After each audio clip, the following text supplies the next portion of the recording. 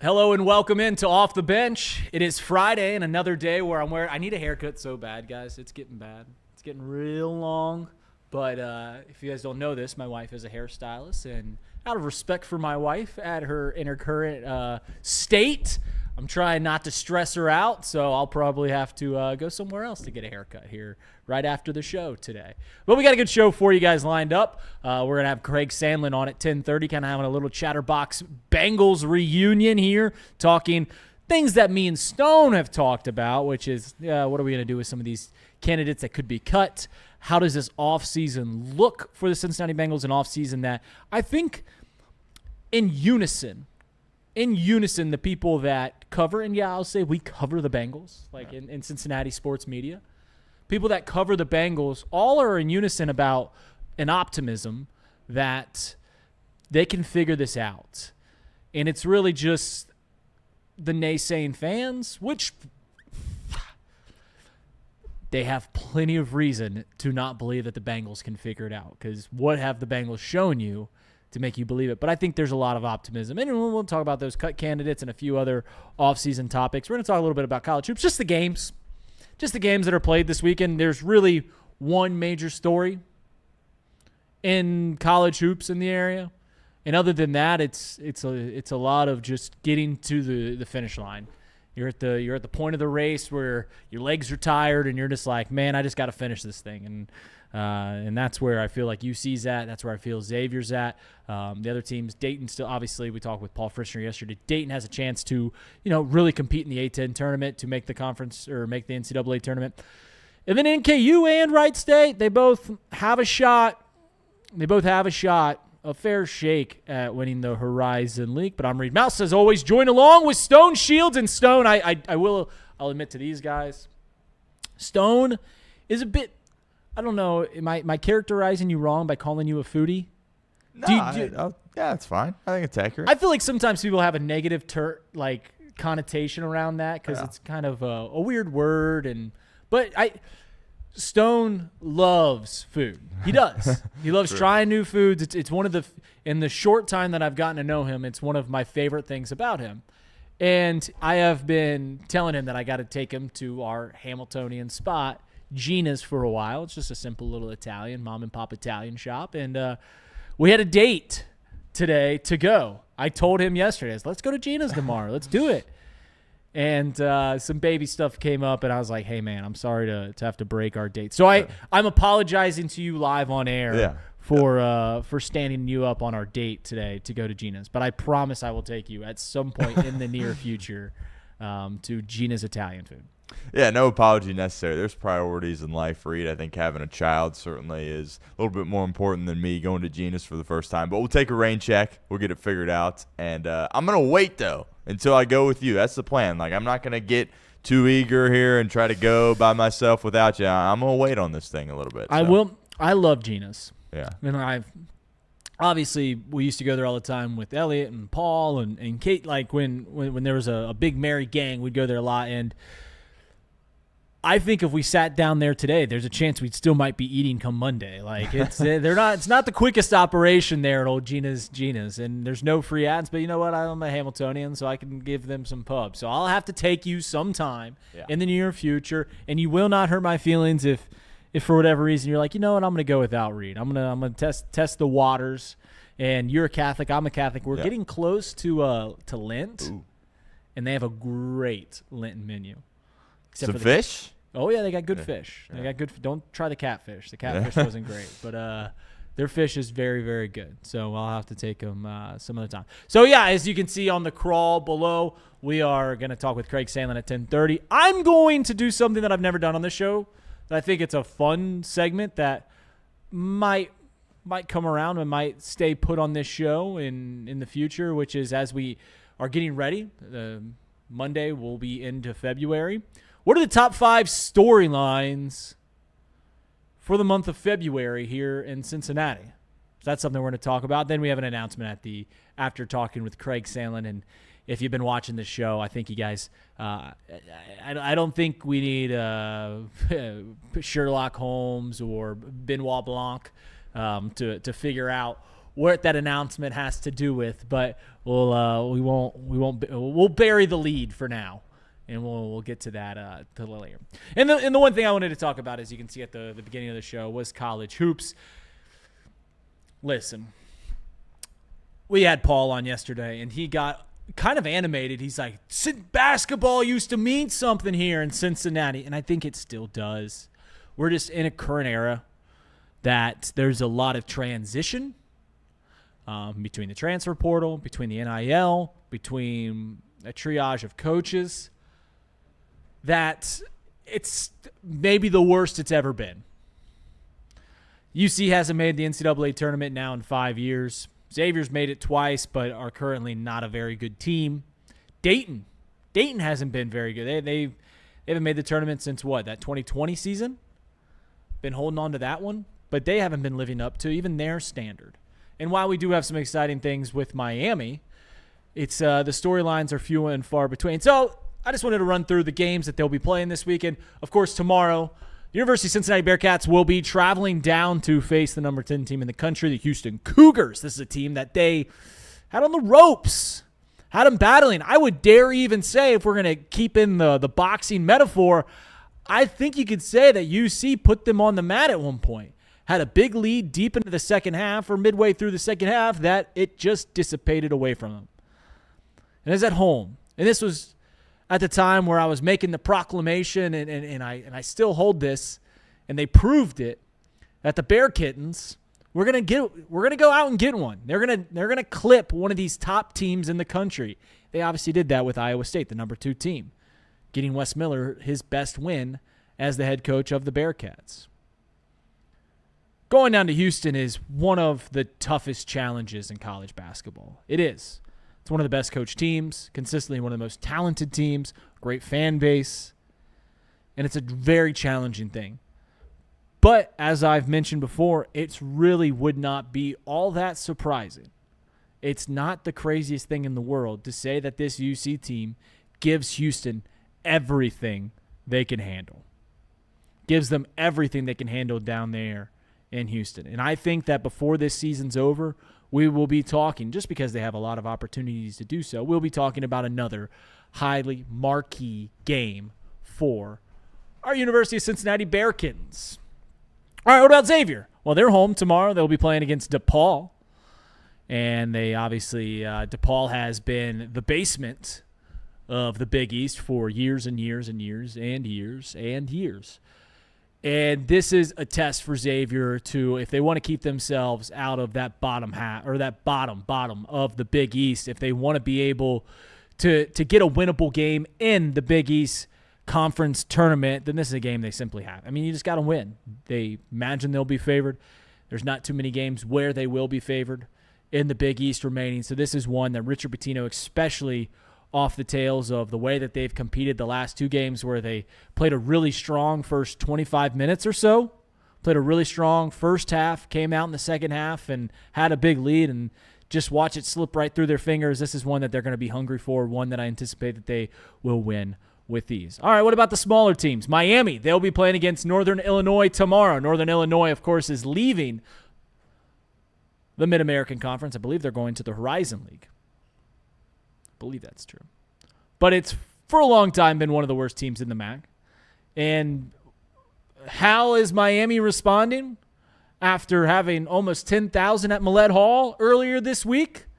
After being ranked in the country, being one of the best storylines, and one that Paul mentioned, one that we have now talked about, that one that I didn't think about, is when this Miami team, if they do lose a game, the story, it just turns into a pumpkin, if you want to do the Cinderella thing. And they could still win the MAC. They can still make the NCAA tournament. They're still a really good team, but the charm of the story holds in the 0 on the right side of the win-loss column. And what are the ticket prices to get into Millett Hall? Well, you can't get them off of Miami's website, which is rare. It is completely sold out. Resale tickets, anywhere between $100 and $300. What a storyline. What a storyline. Wright State will be playing Doug Gottlieb in the Green Bay Phoenix. Is that right, Stone? that sound right? Something like that. In the Green Bay Phoenix?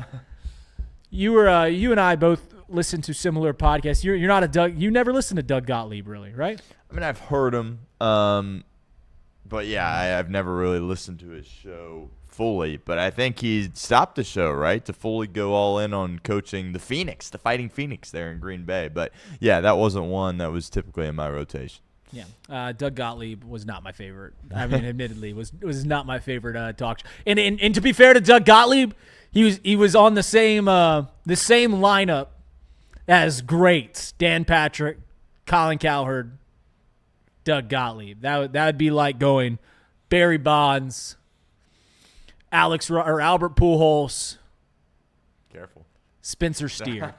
Did you know that's where I was gonna go? So Wright State will be playing Doug Gottlieb. NKU will be playing Oakland tomorrow, Sunday. Both those games in the Horizon League will be playing Sunday. So we mentioned it. What are the top 5 storylines regarding Cincinnati sports as we turn the calendar, flip it over into February?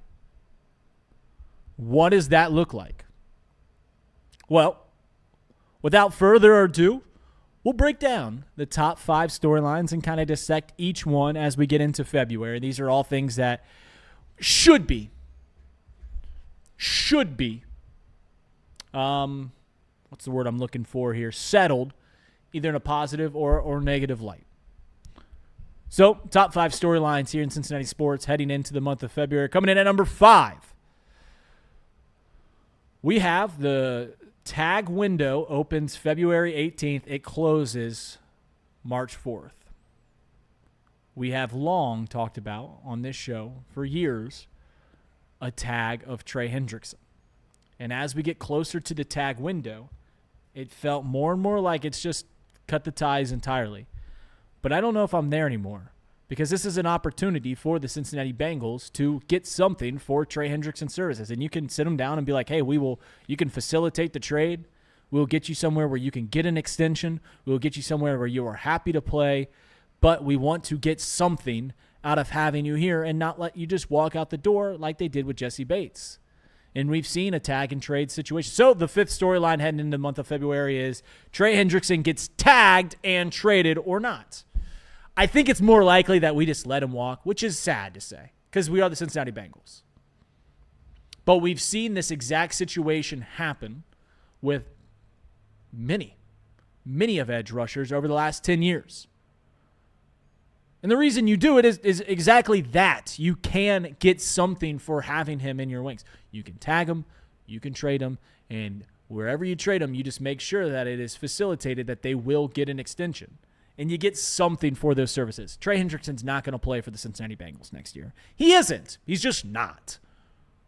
But can we get something for him? And I don't care if it's a 7th round pick. I don't care if it's something small, but you have the ability to get something for Trey Hendrickson's services. You've got to be able to do that. Because you know what? That's what good teams do. That's what competent organizations do. They don't just cut the cord and move on. And yes, part of the charm, part of the reason that we are excited for this offseason is we don't want the distractions. We know no distractions. And this would create one. There's no way around that. But this is what good teams facilitate. This is what good teams do. The 5th storyline for the month of February is, will Trey Hendrickson get tagged and then traded away from the Cincinnati Bengals? Stone, your thoughts on this proposition of, we know it's not going to happen, right? It just seems like but this is what good teams do. This is what good teams do. They tag a player, they get something for a leaving player, and we don't just have the Jesse Bates situation happen again. Right. Yeah, this one is really hard for me to understand because it seems so obvious to us. It's like, well, you have Trey Hendrickson. You have the ability to potentially get something more in return as opposed to him just walking and getting whatever compensatory pick you would get from that. And when you look at the free agent class, and unfortunately for the Bengals, really top to bottom, especially defensively, especially along the defensive line, it's not a great class. I think a lot of people would say the best available free agent is Trey Hendrickson, right? Now, hopefully that doesn't make Cincinnati say, oh, let's pay him and keep him. I think that would shock all of us if that were the case. But But are you in a spot where you can say, hey, we're going to tag you, but we want to move off you and potentially get some more draft compensation for that? Because are you going to be able to get what you could have gotten for him this time last offseason? Absolutely not. But are you going to be able to get a draft pick? Yes. So I don't fully understand all the ins and outs and the logistics to how this thing needs to go. We've asked several people that have come on the show what they think, and it seems to be the sentiment of, yeah, like most people would do this, but we just don't expect Cincinnati to do this, which is maddening for a lot of us. But to me, it seems like a no-brainer. Like I'm sure there's stuff that we don't get, but like tag him and then move him for another piece. Like, yeah, you would do that, right? God bless you, Stone. I see you rocking those gloves over there. It's so cold in this room, guys. It is. If you watch this show for a long time, you know that the temperature control in this section of the building isn't the best, and he's got a little heater, but he's got the gloves on. My boy is. You're frigid. I mean, I've never seen the gloves live on the show. You are the first one to ever do that. So congratulations. I hope you warm up. I don't know if the heater's working at all. Oh man. All right, we'll have to warm you up with these hot takes. Coming in at number 4, it's another Cincinnati Bengals offseason, something that has been proposed. First in, if you guys haven't seen this, Paul Dehner from the Growler Pod, The Athletic, he put out this exercise where you can kind of choose your own adventure when it comes to this offseason with the Cincinnati Bengals. And one thing that has been swept on the rug, one thing that I know that Stone has talked about on the Stone Shield show, which is reworking Joe Burrow's contract. And remind me about how much money you can save if you rework that contract. Dehner predicts it'll be about $12 million, but it could be anywhere from 10 to 15 plus, I would say. But I think 12 is a fair prediction. With the free agency starting the first week of March, that's the reason that this makes it one of the best storylines, or one of the things to watch in the month of February is what do you do with Joe Burrow? Because this is an opportunity that you can pounce on because of new leadership amongst every other team in your division, amongst the conference, kind of being in a where is the AFC heading? Because for the first time, the Chiefs are knocked down. The Bills are having a new coach. The Ravens are having a new coach. Even teams like the Broncos that have been really, really good for this past year and a half, they got Bo Nix at their quarterback, and the Patriots seem to be a really good team, but they're still young, and we've seen teams, fall back after having a very successful year. So this is an opportunity, and I know I talked earlier this week about the dangers of going quote-unquote all in. That's not what this is. It wouldn't be an all-in situation, but it would allow you to be a little more free when you're completely rebuilding one side of the ball, completely reshaping one side of the ball. So will Joe Burrow get a contract reshaping, reworking done to free up some more money to allow the Bengals to have some fun money when it comes to free agency spending this offseason? We've talked about how many spots on the defensive side that they have to replace. There are a few places on the offensive side that I think you can shore up. Backup quarterback, wide receiver 3, a swing tackle. We'll get to that later with Craig Salen. But there's a lot of things that you can rework. But this is the fourth biggest storyline in Cincinnati. If I had to guess, and I'm leaning heavily, as I do oftentimes when talking about what the Bengals will do in an offseason or do anything strategically, I'm going to go and say that they do the lazy thing. They do the easy thing, which is they don't rework the Joe Burrow contract, that they don't give themselves more money, and they just rest on the contract they already have. So while it is exciting, Stone, I don't know your opinion, but it feels like the most likely scenario is it's just Joe Burrow is going to keep riding out this contract, and it's not going to get reworked. Yeah. I would say it feels like there's a much greater chance of that happening as opposed to a sign and trade with Trey Hendrickson. At some point, they need to do this. This would be out of the realm of what Cincinnati typically does. This would be historic if they did this. They don't restructure contracts like this. But they have shown us that they will make exceptions to the rule with Joe Burrow multiple times, right? I mean, just the contract they gave him, doing what they've asked him to do. Like, they've met what he wants several times. So they'll, adjust from what they typically do for Joe Burrow. Now, Joe said last offseason that he's fine with this, which from a player perspective, he's still getting all his money. It's just, the timing of it and when it hits the cap and all that stuff. But to me, when you make a move like this to restructure the contract of your quarterback, that's kind of like, oh, we're in win now mode. And look, Buffalo's done this multiple times with Josh Allen. It hasn't worked out for them as far as hoisting a Lombardi trophy goes. And the cap continues to change, right? There's some people out there, and I don't entirely disagree with them, that think that the cap is kind of just a fickle thing and it's not even real, and that each year it's just going to keep going up and up and up. And if you continue to restructure time and time again, like, you can just keep doing it. I don't know if that's necessarily true, but it feels like now would be the perfect time to do it. We've talked about how there's multiple iterations to this thing here in Cincinnati. Joe Burrow under his rookie contract, Joe Burrow getting paid. Well, there's going to eventually, hopefully, become an iteration where Joe Burrow's the quarterback, but Jamar Chase and T. Higgins aren't any longer in their prime. You got to go on while they're in their prime, and I think doing something like this, opening up some more money, would be good for the Cincinnati Bengals. Will they do it? Probably not, but I do think there's a better chance they do it than tag and trade Trey. It's fair. No, that is the final thing you said is absolutely true. I think it is way more likely that they rework Joe Burrow's contract than they tag and trade Trey. Because I think when it comes to the Trey thing, I think they're just over it, and everyone's over it, so they just don't want to rehash it. And I said that's fine. That's a fair stance to take. But good teams do the Trey Hendrickson thing, and this good teams do rework Joe Burrow's contract to free up some money. You don't want to create a bubble, or you just keep moving money around and keep shifting around the salary cap to circumnavigate whatever it is. You can't. At some point, you got to pay, right? At some point, you've got to work on the money that you've committed. So, we will see what happens. All right, the number 3 storyline heading into the month of February, and it's Chatterbox Sports put out a tweet this morning. And it's a reoccurring saga, and I don't know where it's headed. I don't know what the likely scenario is, but it's the Reds find a broadcast partner. They're going to need to find a broadcast partner before we head into this year. Pitchers and catchers report very soon. Spring training starts next month. So the Reds are going to need to figure out what they're doing when it comes to who is going to be licensed to broadcast their games. It's a moneymaker for the team. It is obviously important to the fan base because we want to watch the damn games. You hear that? I said we when talking about the Reds fan base.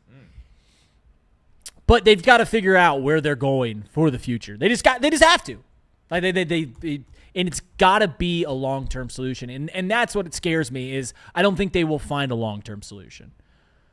Every time that they jump from one broadcast company to another, and it's not the Reds' fault. It's really not the Reds' fault. It is these broadcast companies that they can't figure out how to make regional sports work. Every time they jump from one team to another, they lose a couple fans.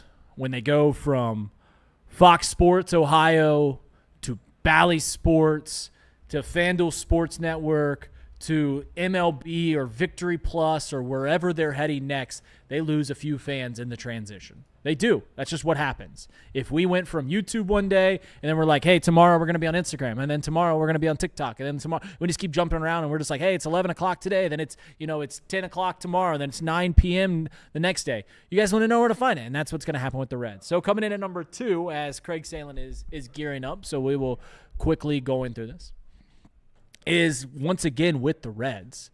And the Reds need to address their lineup. The Reds sign a bat. That's the number 2 storyline before we get into spring training. And I think they will. I hope they do, because the current iteration of the lineup is not good enough to compete in the National League Central. It's not. And that's just the National League Central. We're not even talking about the National League as a whole. They made the postseason last year. That's great. That's dandy. And I hope they do it again this year. But you actually want them to compete in it. And the current iteration of the lineup is going to require a lot of players playing beyond their projections, exceeding projections. Almost the entire lineup, from Matt McClain to Ellie De La Cruz to Noelve Marti to Sal Stewart to Spencer Steer to TJ Friedel and Tyler Stevenson and Key Brian Hayes. The entire lineup is going to need to exceed their projections to be a really good team. And that's just something you can't bank on. You can't bank on 9 players playing above where they're expected to play. You can bank on a couple, but as we know, a couple are going to, not meet their expectations. So that's the number 2 storyline here in Cincinnati heading into the month of February, which is the Reds sign a bat. Where are they going to go? Where are they going to get the help from the lineup? And the number one storyline in Cincinnati for the month of February is the undefeated Miami Redhawks. It's one of the best storylines in sports going, not just college basketball, not just Cincinnati regionally, but the entire United States sports market. The Miami Redhawks are in SportsCenter every single time they play, and they'll play 6 games. They'll play 6 games in the month of February, 4 of which are on the road. A couple of rivalry games, a couple of tough games, Buffalo, Toledo, OU. Like, these are games that are going to be tough, and we know that Miami, they're really good. They're not good enough to just completely sleepwalk through games. They're going to get everyone's best punch, so they're going to need to bring it every single night. And every single time that they continue that winning streak, every single time that they put another tick on the left side of the win-loss column and not the right side, this story grows and it grows and it grows, and that's why it's the number one story here in Cincinnati for the month of February. But as promised, we're going to bring on our good friend. It's kind of a Chatterbox Bengals reunion. It's my boy, straight from Memphis, which I guess the city of Memphis. I don't know if you saw this story, but the owner of the Grizzlies just, I guess, shelling out stuff to the Russian military. So I don't know if Craig has anything to do with that, but I hope he doesn't. But we're going to talk about the Cincinnati Bengals. How you doing, Craig? I'm good. I can confidently say I haven't given a dime to the owner of the Memphis Grizzlies, so none of that money is mine. So don't worry about that. I've been to one Memphis Grizzlies game, didn't spend any money on concessions, and I didn't pay for the tickets. Well, there you go. So we're not aiding the Russian military in Ukraine, so that's good. We can confidently say that now on the show, which I don't know how many shows can do that. We can.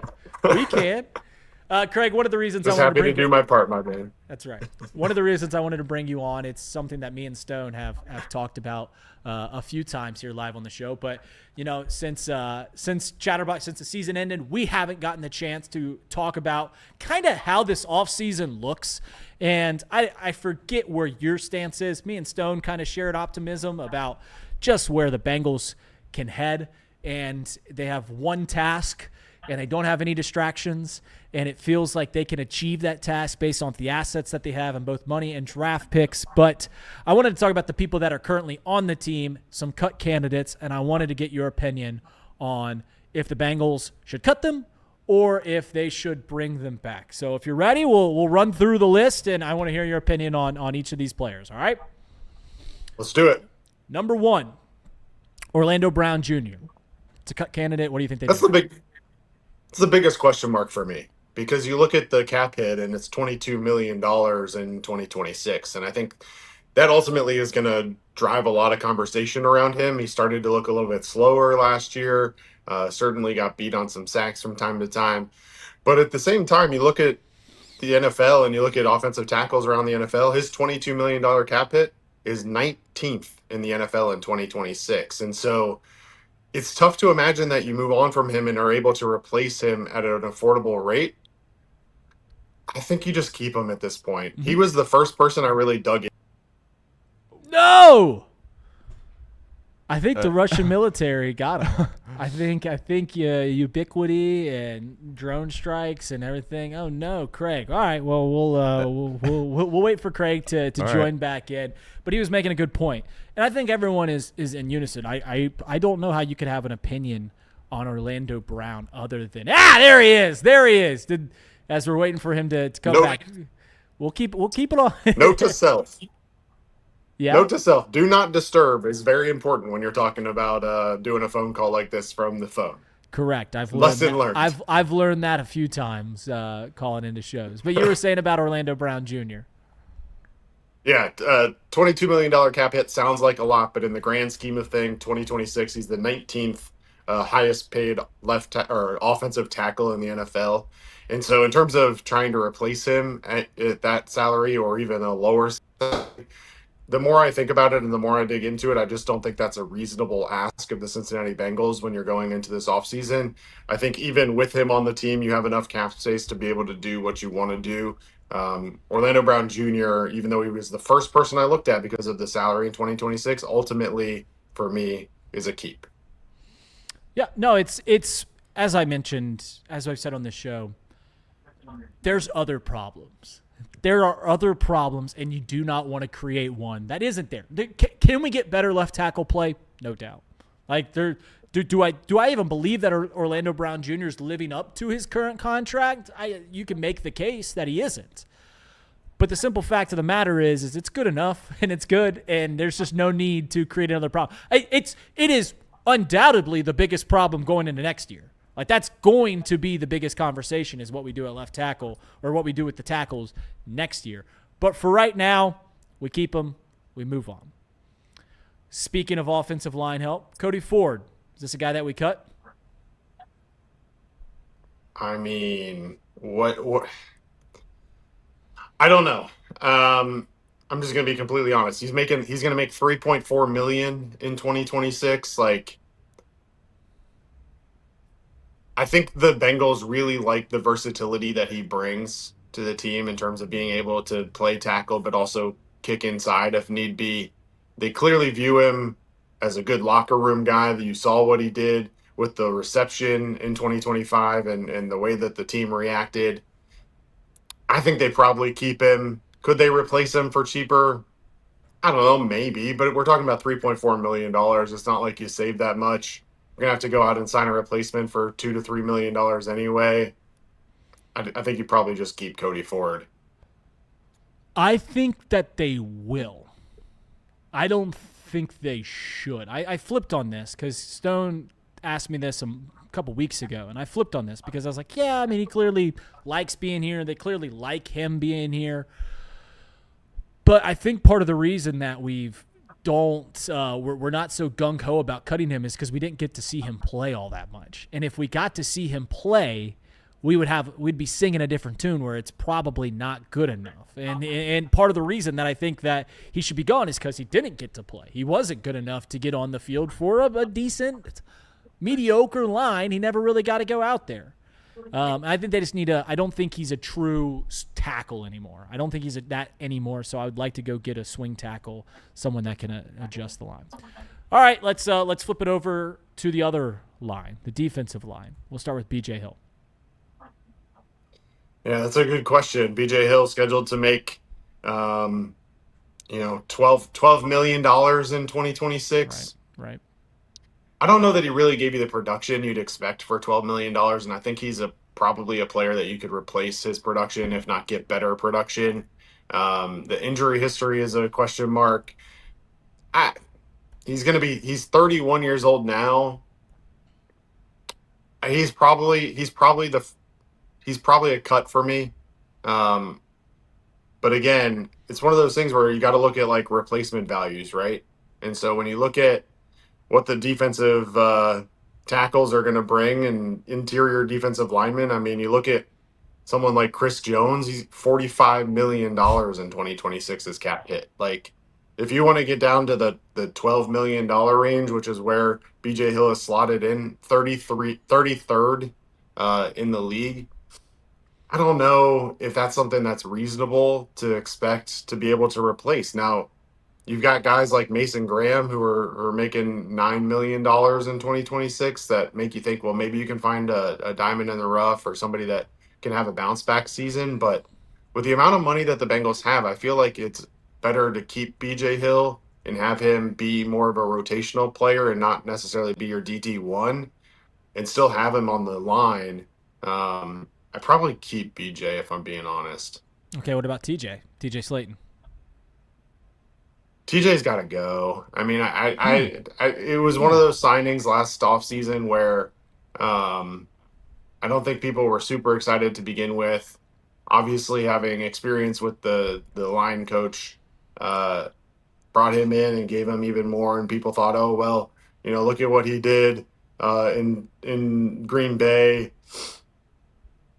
I think he's probably one of the very few cuts that we see from a cap perspective. But if I'm being completely honest, Reed, like going into this offseason, if we saw zero cap casualties, I really wouldn't be that surprised. Really? Okay, so here's the thing. You look at the conference championship games. You want to know what those four teams all had in common? They were first, second, third, and fourth in interior defensive line pressures on the quarterback. That is something that this team has not had since Larry Ogunjobi. And what happened when we had him? Good things. This defense looked really good. It is the creme de la creme. It is the most important. We talk about pass rush is king. Duke Tobin says pass rush is king. If you can get any kind of rush from the inside of the line, then it puts your defense in an incredibly good spot. And neither B.J. Hill nor T.J. Slayton did that at a high enough clip. Now, I think that the most important thing that you've got to establish is you got to have run stoppers. So I think one of those guys will get cut, but I want the Bengals to exhaust, and they've tried it before with Sheldon Rankins. I want them to exhaust every possible route that is, can we get any pass rush from the middle of the defensive line? And I don't know what that looks like, but I want them to exhaust all routes when it comes to that. Well, here's the thing, Reed. Just before we move on, like realistically, you look at the Bengals depth chart right now, and this is why I think realistically, probably not a position that you move off of in terms of TJ Slayton or BJ Hill. There's zero depth there. Like if you move off of those two, either one of those two guys, your next man up right now is McKinley Jackson, Howard Cross, Chris Jenkins Jr., obviously, potentially, but he's more of a run guy than a pass rush guy. Like, it just, you'd have to draft probably 3 serviceable D tackles if you moved off of those guys. And I just don't know that that's something that the Bengals want to commit to right now.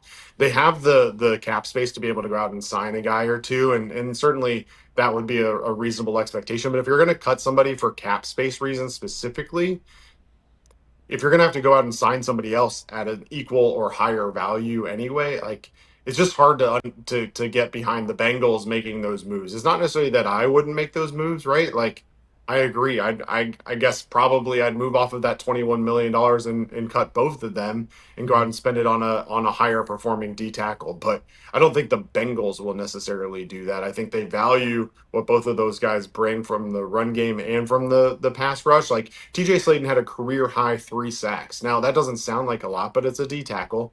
And he was brought in here to stop the run. And so if the Bengals think that he can continue to contribute in stopping the run while also getting a little better in the pass rush, then maybe they keep him around, hope that he can up that number to 5 or 6 sacks in 2026. And then they supplement that in the draft versus having to go out and spend $20 to $30 million on an interior lineman to bring in somebody to try and stop the run. Jeffrey Simmons is going to make $26 million next year.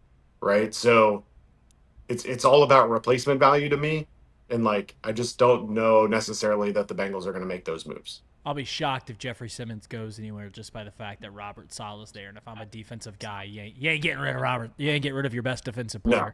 So he's not going anywhere. I just don't think that with the market where it is in terms of defensive linemen, interior defensive linemen, that it would make sense to move off of those two guys. But you never know.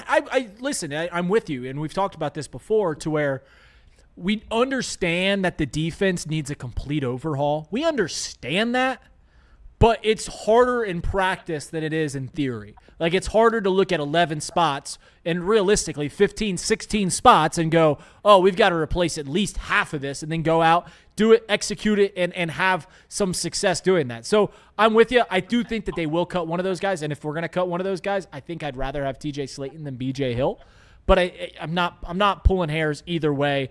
I understand that at least one of those guys needs to come back. You know, I don't think needs to come back is Oren Burks. Do you think Oren Burks will be cut? No,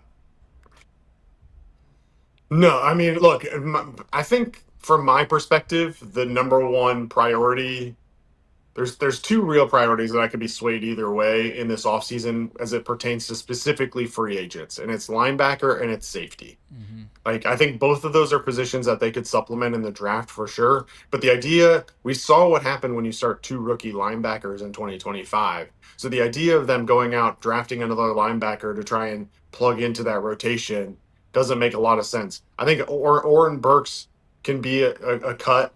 And then you go out and sign a significant linebacker to try and plug in. I don't know exactly who that's going to be yet, but I would love to see a veteran linebacker around these guys to be able to like truly mentor them and lead them into the future, because I do believe that Demetrius Knight Jr. can be a solid linebacker moving forward. I do believe that they have the pieces in place with Barrett Carter that they can have that core for a long run. But I think that they need somebody around them to really mentor them. And no disrespect is intended for Oren Burks, but he's a career special teams guy. Like, that's not Yeah. the kind of player that I want to have in here being my mentor to my linebackers of the future. So is it tough because you're going to go out and you're going to sign somebody to be a starting linebacker and then these two rookies may take a step back? Sure, I understand that. But at the end of the day, I think if you really want to make a run in 2026, linebacker is one of the first positions I'm attacking in the free agent market. Completely 100% agree. And as you mentioned at the beginning of that was, yeah, you could probably go and draft a linebacker, but that's not what this team needs. They don't need another young guy that needs to learn the position. They need leadership to help teach the young guys that are already there. I think Oren Burks gets cut, and I think it is the utmost important thing. It's Duke Tobin already told us what the utmost important thing is, and that's getting pass rush.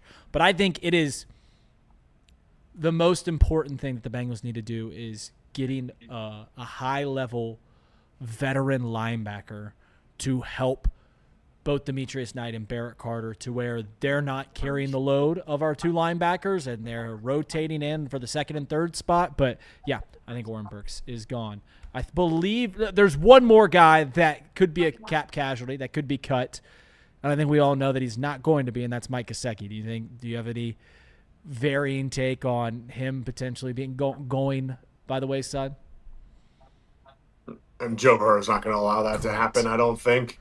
Correct. He went on a tour of making sure that Mike Gesicki was back with the Bengals in 2026. They signed him to a 3-year contract.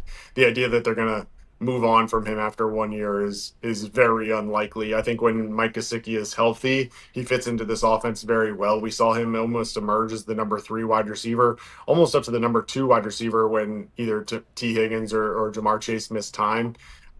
At $7.6 million, I just don't see that being a reality for the Bengals in terms of moving off of him. So I think you see him back with the Bengals in 2026. Okay, I agree. Final question I have: we were just talking about it, and it's something that's kind of slipped under the radar a little bit. Do you think the Bengals rework Joe Burrow's contract to free up some more money to get some of these highly coveted defensive players, defensive upgrades in the free agency? Do you think that's a possibility for the Bengals? I have one question for you, Reed, and you can explain it to me like I'm 5. Yeah. If they were going to restructure Joe Burrow's contract, why wouldn't they have done it last offseason when they were trying to rework 3 separate $30 million deals?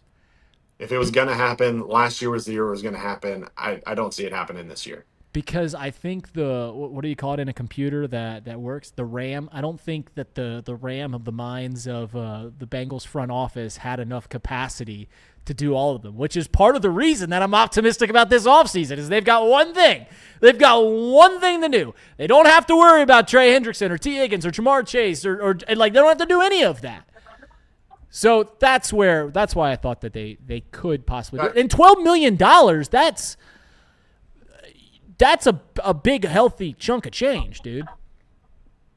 Yeah, 100% is a big, healthy chunk of change. I just, I don't know enough about the conversations that happened or didn't happen with Joe Burrow about why that didn't happen last year, right? It just felt like it was so easy that if Joe Burrow really wanted all 3 of these guys back, we're talking about T. Higgins, Jamar Chase, Mike Gesicki, and even Trey Hendrickson. You wanted all 4 of those guys back. Great. Let's rework your contract, convert a significant portion of it into a signing bonus, and let's move and let's try and get the salary cap to a more manageable position.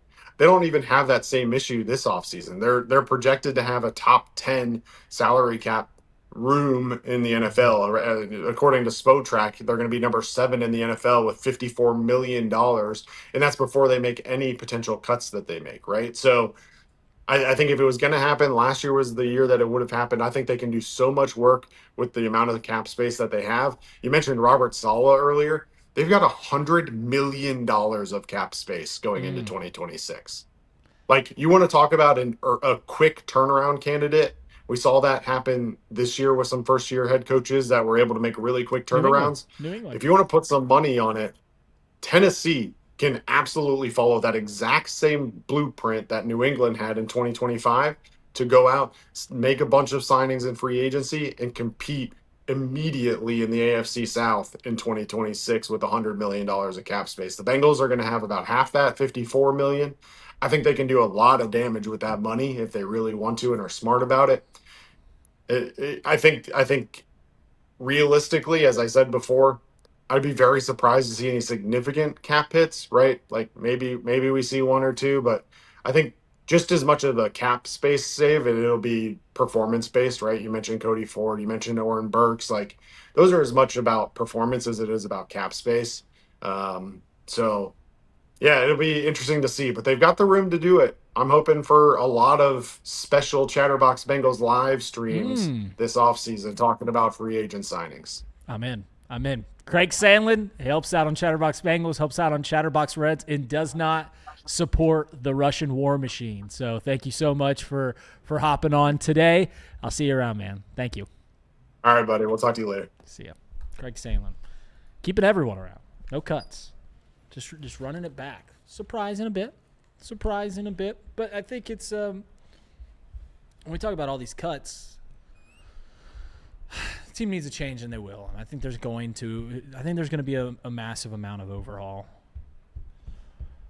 I can't shake maybe it's just me internally, too optimistic as a human being, that I find the optimism in this offseason. And I don't think the D tackle room played nearly well enough. I think they've got to cut one of those guys. But also, what does that look like? I mean, they're in that spot where you look around the free agents, you look in the draft, and you're like, there's not an easy solution. Your best case forward, looking at the free agents and looking at the draft, is, all right, maybe you just run it back with TJ Slayton and BJ Hill. And we've seen what players look like when they go elsewhere and they play in better defenses, that it's such a cohesive unit. Defense is so cohesive to where it all starts at the rush and then it all falls from there, to where you start putting a little more pressure on the edges. Well, those guys on the interior get home a little more safe. And then all of a sudden the cornerbacks look a little better, and the safeties, and if the linebackers are playing well, the safeties don't need to come up and help in the run game, all that. It's all a cohesive unit. And unfortunately, the Bengals for the last 2 years have had absolutely no cohesion. And he mentioned one thing I thought was interesting is you're looking at that Titans team. And we were talking about Jeff Simmons, who's been rumored to be moved. Bob Saleh and the Titans ain't going to move. If you're a defensive guy, you're not going to trade away your best player. You're not going to. Not going to. And we'll see what they can do. As Mike Vrabel goes to New England, I think they committed like some crazy amount and just completely reshaped their roster in year 2 of Drake May and in year 1 of Mike Vrabel, and here they are in the Super Bowl. I got some flack from the boss yesterday because we had arguments 2 years ago before the 2024 draft about what the best landing spot for all these young quarterbacks was, and I said the New England Patriots is by far the worst landing spot for a young quarterback. And in year 2, Drake May makes the Super Bowl, and Trace was like, hey, what a terrible take that was. And I was like, was it? Was it a bad take? Because when Drake May was drafted, their head coach was Gerard Mayo, and they had no offensive playmakers, and they had a bad defense, and it was a terrible landing spot. Just because they completely overhauled the entire team, I don't think that makes it a bad take. In fact, I think it makes it a great take. Listen, if I tell you this home on this land is bad, like that's a bad that's a terrible plot of land and a terrible house to buy, and then you completely demolish the house and re-level the ground and rework the whole thing and then build a new house and you got the Taj Mahal, it doesn't make me wrong.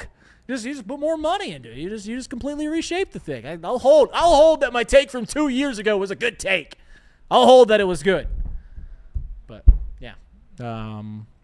Also, I forgot to mention in the storylines, as I was reminded, I brought this up, Stone, a month ago. Joey Votto is going to be on NBC's Sunday Night Baseball. I forget if I did it on live or if I did it. I think I did it live. I did it live. Talked about Joey Votto going to the NBC and Sunday Night Baseball. That's great. That's great. That's great news. He's obviously got a great personality, and I think that's going to be it's a great ad for someone. I think it's Clayton Kershaw, Anthony Rizzo, and Joey Votto. It's a shame that Joey Votto is the second best first baseman on that panel. Right. It is a shame that he's getting upstaged, and he's the third best lefty on that stage. But that's great news. Joey Votto, what a man! What a turnaround in public persona Joey Votto had. I've never seen anything like that. And I dare say that I don't know if we'll ever see something like that quite again. But people are like, I'm not going to tune into Sunday Night Baseball. Listen, Sunday Night Baseball is great. If you love baseball, watch baseball. Right? If you love baseball, watch baseball. So that'll attract us. You're GOAT, right? Yeah. You're GOAT and my GOAT. This town's GOAT. On the same panel. Anthony Rizzo, Joey Votto, and Kershaw, man.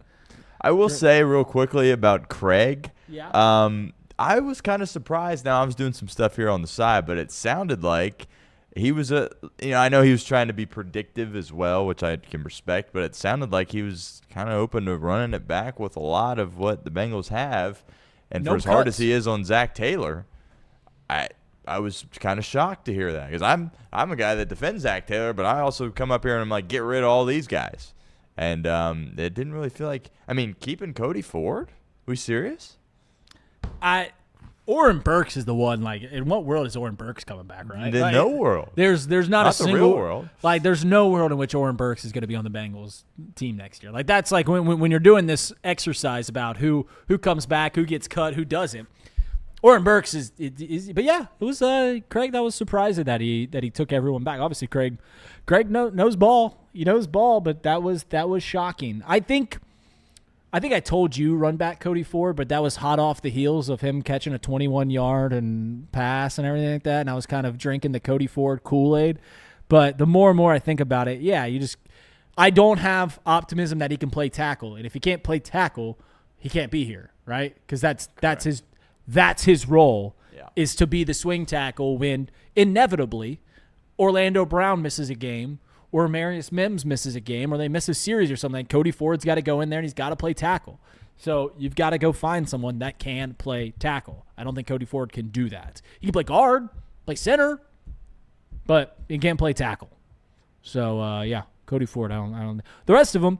I mean, he made a really good point about the D tackles, to where like I need to look into more. I need to fine comb the free agents, but it just seems harder and harder to imagine where you get a tremendous amount of production regardless. And I think B.J. Hill and T.J. Slayton could be good D tackles if the rest of the team, like if we get a better pass rush and if we have better linebackers, like I think they look better.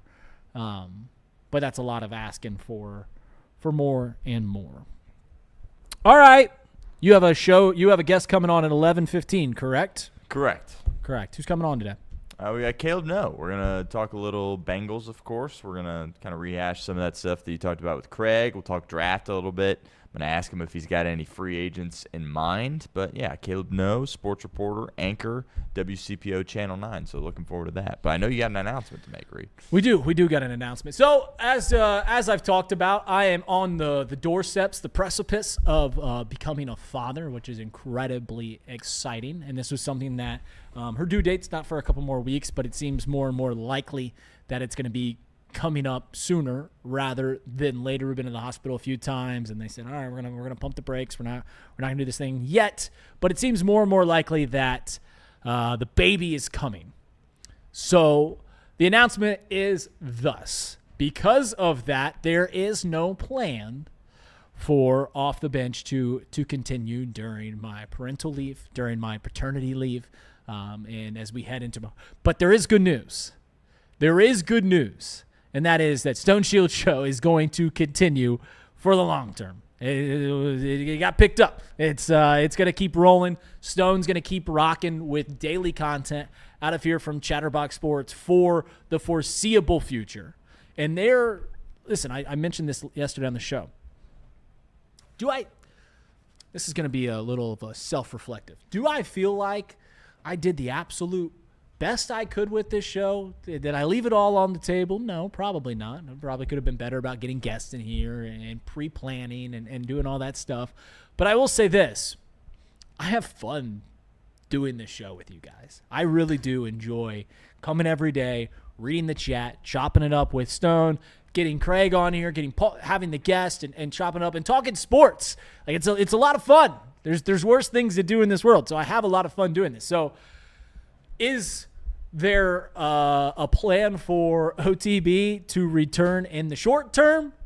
Probably not. And that's just me putting the cards on the table, saying between the spring, which is very, very busy for my work outside of what happens in this studio, and with a baby, is there a plan for OTB to return in the short term? No. Do I think that OTB will return at some point in the future? Yes, absolutely, because I simply have too much fun doing this to not.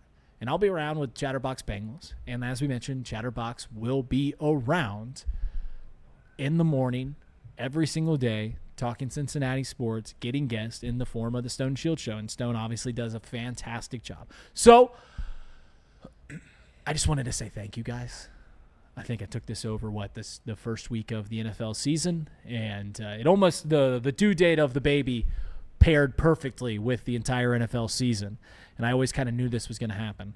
So thank you so much for tuning in every day. I really do have so much fun talking with you guys. Hopefully you guys have fun hanging out with me. I'll be around. I'll be doing Chatterbox Bengals stuff in the short term, as Craig mentioned about all the free agency stuff and cuts and maybe reworking deals. We will be gearing back up Chatterbox Bengals, and I'll see you guys around on Off the Bench sometime in the future, just not anytime soon. So this is going to be the final minutes of Off the Bench for the foreseeable future. Love you all. See you guys. Take it easy. Stone, have a good show. Have a good rest. This has been a fun ride, and I'll no doubt. And we'll ride again. Yeah, it's not over. We'll ride again. Just not anytime. I was worried you're looking like you're getting a little emotional over there. It's all good. Yeah, I don't think I've ever been emotional. I'm an emotional man. I don't shy away from that. I'm a crier, and I'm not tearing up because I understand that this will happen again. I just don't know it. So I'm excited to be a dad, guys. I really am. I'm really excited to have. I don't know if I've ever told you my daughter's name. Her name's Lennon May. I'm excited to bring Lennon May into this world, and I'm hoping my wife's going to be a rock star because she always is, bringing during childbirth. So I don't know when it's going to happen. Could happen tomorrow. Could happen sometime next week. But it seems like a Friday is a good cut for Off the Bench. Just don't have a great show, guys. I'll see you guys around. But for right now, this is Reed Mouse signing off on Off the Bench. Love y'all.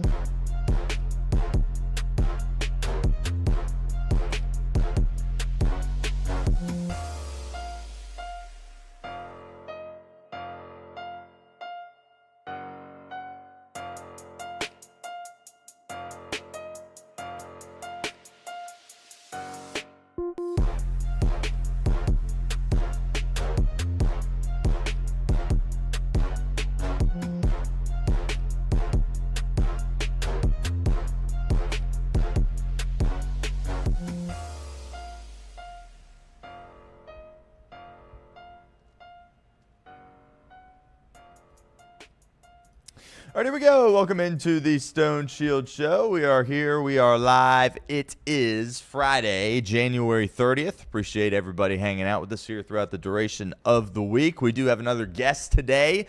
We had Freddie Benavides, Reds bench coach, a couple of days ago, Jeremy Rao yesterday, and we got another local sports reporter anchor on the way today, Caleb No. WCPO Channel 9. He will be joining us in about 20 minutes-ish, about 11:25. We will spend some time talking to Caleb, so looking forward to that conversation. I'm going to pick his brain in similar ways to what we did yesterday with Jeremy, kind of get his thoughts on the cut candidates. Craig and Reed were just talking about that. Also, some potential names in free agency. Unfortunately, the biggest need for the Bengals is the defensive line. And the free agent class along the defensive line in the NFL this offseason is not great. So we'll ask him for some potential names. We'll, of course, have the Caleb Downs conversation with Caleb as well. We'll kind of set the table for Reds spring training. Spencer Steer, what's his role going to look like this year for the Cincinnati Reds? There's been some reports. We talked about this with Freddie a couple of days ago about him kind of falling back into that utility role. Well, I really only see that happening if the Reds bring in somebody to play first base, right? Or if Sal Stewart is going to be that everyday first baseman for him, which I have some concerns because you're already rolling the dice a little bit out in right field with Noel V. Marte, right, who played infield his whole career until you asked him to make the move last year, and he made the move pretty well. I mean, he saved the season there at that game, the day game against Pittsburgh at the end, robbing the home run. That was awesome. But how's that going to look from a consistency perspective throughout the duration of the upcoming year? And then if you put Steer back in the outfield, which he's capable of doing, but let's not act like he's a Gold Glove caliber outfielder. He's not. He's a Gold Glove caliber first baseman. We saw that last year, and he's a below average outfielder. So if then you have two below average fielders out in the outfield, and you're a team that really needs to rely on pitching and defense, I got some questions there. So we'll have that conversation a little bit, and we'll ask Caleb about that as well in about 15 minutes when we have him on. Also, I've been putting this off for a couple of days, the Bill Belichick stuff. He's not going to be a first ballot Hall of Famer. I don't think it's the end of the world, to be completely honest with you. Social media, the NFL world, there's been an uprising about Belichick not getting in, but I've got my thoughts on that. I was going to wait until I heard what somebody who is very close to that situation had to say about Bill Belichick not getting in, but we're going to talk about that a little bit today. Also, some college hoops conversation. Great game tonight, Michigan State. Two national title teams right there, Tom Izzo, Dusty May, and great in-state rivalry. So, Michigan State on the football side of things, that hasn't been good in quite some time. But top 10 matchup, top 7 matchup here on a Friday, that should be a very compelling game. So we'll talk about that. Talk a little bit about UC and Houston. That's at noon tomorrow. Cincinnati has to travel to Houston, which they hung in there, and you could argue should have won the game at 5th-3rd against Kelvin Sampson, and it feels like that is really an uphill battle. How good was that Houston team last year? I mean, the job that Sampson has done, that guy is absolutely unbelievable. And you thought maybe this year they wouldn't necessarily be back to a top team in the country like they were last year, but they get a couple of really good freshmen. Fleming's is going to be probably a top 5, top 7 draft pick in the NBA next draft. And they got another really good freshman there as well. Sharp, of course, is back. Some of their bigs are back there as well, and they're having a heck of a year. So uphill battle for UC on Saturday. We'll talk a little bit about that. Talk a little bit about Duke and Arizona, too. I know Duke is a top 5 team in the country, and they only have one loss, but usually, certainly last year, everybody was all gung-ho on Duke, and it doesn't really seem like that's the case this year, which I think is a mistake. I look at Duke and I go, if you asked me to pick a team that's going to win the national title right now, I think I'm going to pick Duke, to be completely honest with you. But we'll talk about that a little bit. We'll talk about Arizona. Can Tommy Lloyd get over the hump? They've got the best team in college basketball, but Tommy Lloyd has had issues throughout his career when it comes to winning in March Madness, so we'll touch on that. Also, Lindsey Vonn. So, look, I'm not going to sit here and act like I'm a skiing expert, a snowboarding expert, but I'm also an American, so I'm going to tap into the Olympics a little bit. I'm more of a summer Olympic guy, but I'll see what's going on, right? Football done. Obviously, Olympics underway next week. And unfortunately, I think the biggest storyline for the Americans coming into this Olympics was, Lindsey Vonn's coming back, and she's going to ski. And she's 41 years of age, didn't participate in the last Olympics, but has had, was retired for like 5 years, came back, was starting to win some races and World Cup stuff, World Championship stuff, and she was coming back, but unfortunately, she just wrecked. And that is just as awful as a story really as it gets. She ended up getting airlifted, which usually when you wreck on a mountain, that's going to happen for the most part, even if it isn't a super serious injury. But as we're doing this live, we don't know how that is going to impact her in the Olympics, if she is going to be out. She was grabbing her knee, which obviously isn't good. She's had multiple knee issues throughout her career. But her first race in the Olympics was supposed to be in 8 days, and then she just wrecked on her final race before the Olympics, which is just absolutely devastating. And we'll touch on that a little bit. There's not really much to be said, but that was kind of the number one storyline for the Americans coming in this year was that, Lindsey Vonn is here, she's back, and I think a lot of people thought she had an opportunity to medal as well. Skiing legend, obviously, in Lindsey Vonn, but only had the one gold medal. I believe that was certainly more than 10 years ago. So I don't know if she necessarily could get gold this run, but I think they're the expectations. It wasn't just some feel-good story. I think it was she's back and she has an opportunity to do some damage as far as getting some medals. But we'll keep a close eye on that injury and see if ultimately that's going to hold her out from the Olympics or not. But appreciate everyone as always for being here. Reed Mouse made the announcement today was his last off the bench for now. That doesn't mean that he's not going to come back at some point, but he's getting ready to have a baby, which is pretty exciting. We're going to still keep rolling here at my show with our content, and we're going to continue to get some guests on, and we got to make some decisions as far as what time slots we will be in. Whether we stay at 11, whether we move it up to 10, and now that it's not 2 full hours of programming, we have a little bit more flexibility. So maybe we'll do an hour show and then be like, we'll go 90 minutes here today. Or let's get crazy in case he's going to come in here and then we'll go 2 hours, right? So there's a little bit more flexibility with that going forward. But I'm still going to be here Monday through Friday, live on the channel each and every day. So no worries there on that front. Certainly wish Reed the best with the baby. That's pretty exciting stuff, as I mentioned. And we'll get him on my show. So, if he's on baby duty or whatever and we got to get him to call in for a segment, we'll do that. He's still going to be participating with the Chatterbox Bengals stuff. There's going to be a lot more videos on that front coming out there as well. I'm sure Craig and the guys will have their thoughts, certainly around the draft and free agency, which is in March. When the Bengals make a signing, I don't know. We'll have to figure out the schedule on, when exactly we're going live or how the videos are going to get shaped out during free agency. But the Bengals are going to be active, right? How active they're going to be, that remains to be seen. But, they technically were active last year, but a lot of it was bringing guys back, which I think we'll all be very disappointed if that is the case this go-around. But we'll have plenty of content rolling your guys' way, and as I mentioned, we'll keep going with our show here. For now, we'll stick at 11. Maybe we'll bump it up to 10. We'll have to monitor kind of what the metrics look like across those hours. But got some behind-the-scenes stuff also that we're working on, but we're also going to continue to keep doing content here. And at the end of the day, that's why we're here, and we appreciate each and every one of you. So Caleb No, in about 10 minutes, we'll talk Bengals and Reds with him, but I do want to start with the Cincinnati Reds. And Gavin Lux, of course, was recently traded to the Tampa Bay Rays, and he talked with some members of the media down there in Tampa, and I thought shared some interesting insights. When the Reds made the move to get Gavin Lux, I think it was the fan base was a little bit split there. It was like, okay, we appreciate the aggression. We appreciate going out there and doing something, which is unfortunate. That's kind of the bar here in Cincinnati. When one of these teams goes and actually does something, you're like, I guess we'll take it. They're at least trying something. That's kind of how I thought. But looking back on it, clearly it didn't go their way, giving up a top-of-the-line prospect and only getting Lux for the 1 year. But he had to bounce around a little bit as far as what was asked of him when it came to playing second base, when it came to sprinkling in some innings in the outfield, and, of course, as a DH there as well. And, when he came up, remember the plan in L.A.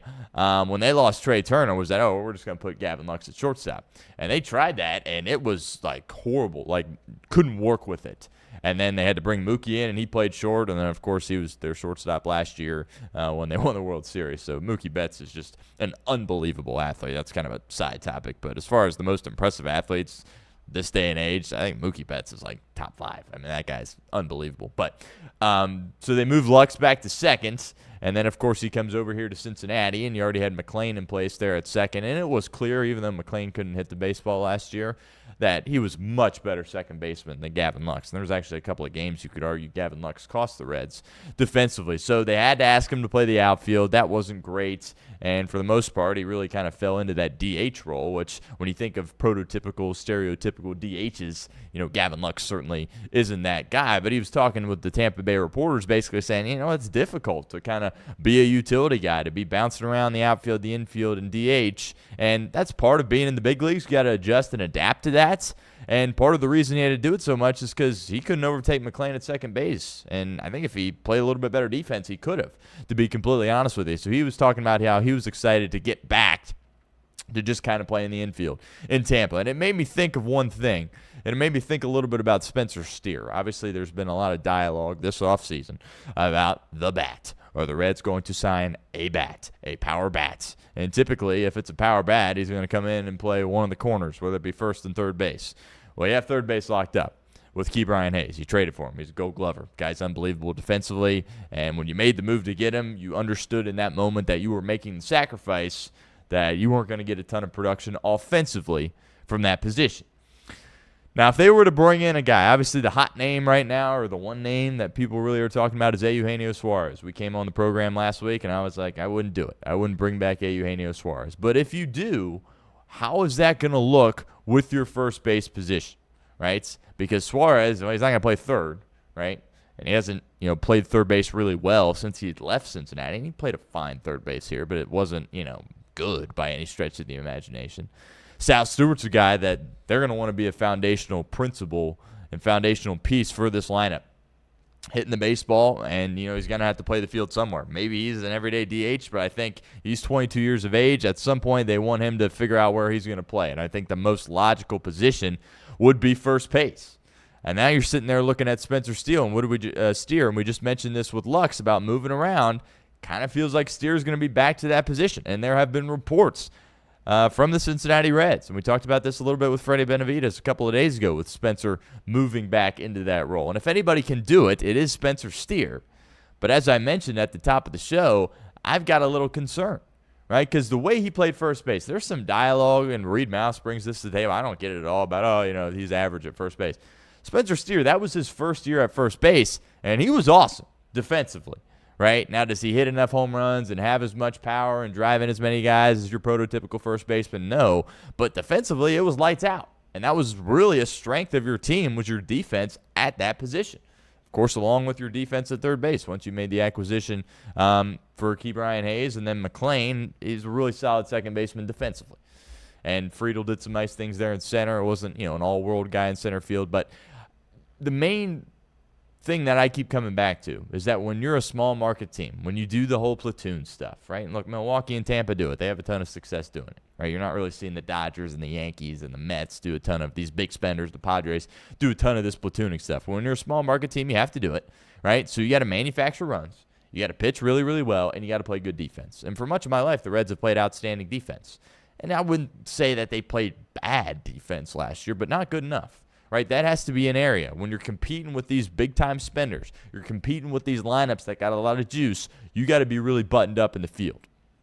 And if you put Spencer Steer back to that utility role, right, and you ask him to go out there and play left, maybe he's splitting time out there with J.J. Bleday, but you say he's putting him out there in left, he's capable of playing left field, but he is a below-average defensive outfielder, right? Then you put a guy in Sal Stewart at first base. He's 22 years of age, right? He's going to make some mistakes over there. He's trying to get his feet wet as far as where he can play.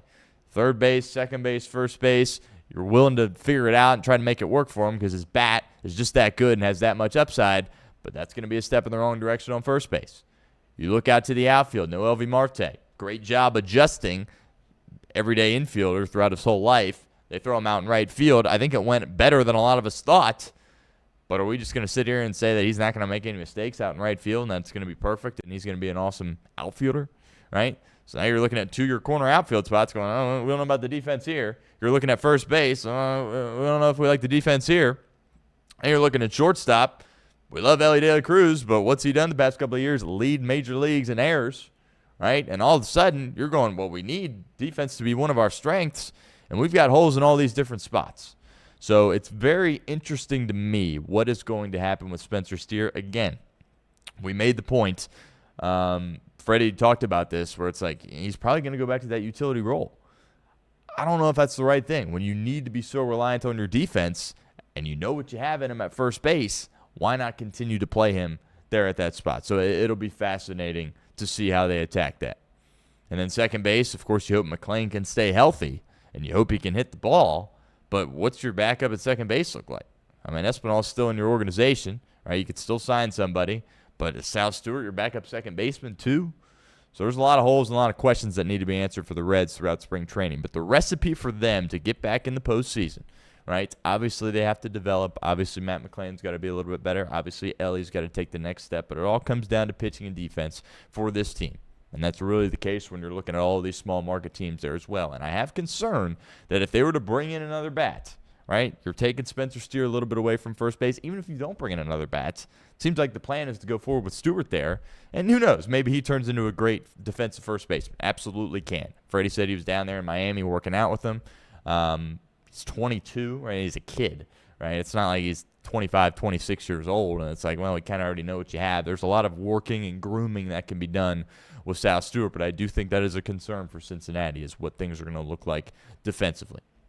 Something else that we will talk with Caleb No about here in a couple of minutes is that last guy in the rotation, right? I think that's kind of an under-discussed item here this offseason. We've all been kind of sitting here and wondering, okay, are the Reds going to make a move as far as trading away one of these pitchers to get a bat? Would I have been in favor of doing it? I would have listened to some calls, right? Because a lot of these guys have some stints on the IL there as well. Like when you're talking about Abbott, Green, Lodolo, Singer, all out there fully healthy, not missing any starts, yeah, that's great. But really the only guy that has shown that he can be that guy is Brady Singer, which is probably the top guy people were talking about moving, if we're being completely honest here, with the Cincinnati Bengals, or excuse me, the Cincinnati Reds. Lodolo's a guy that obviously has the blister stuff. He's had some injury issues in the past, and he's usually going to have a couple of IL stints. That's just what he has shown in the big leagues throughout his career.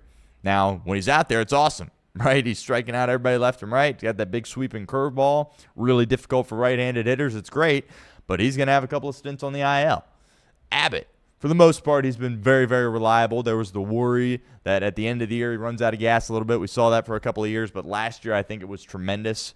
Was he at his best at the end? No, but we also don't really have the answer to that question because he didn't get the ball in the postseason series against Los Angeles, which in my opinion, that was, and that's nobody's fault necessarily. Like the Reds needed to win the last game. Obviously they didn't. I'm talking about game 162. It ended up not being that way, but they had to approach it like we need to win, and they needed to approach that series like we got to sweep Milwaukee, which credits them for winning that series, but just kind of the way it shaped out with the off days, he wasn't able to go. And that's when I look back on the Reds postseason. Now, were they going to beat the Dodgers? I don't know.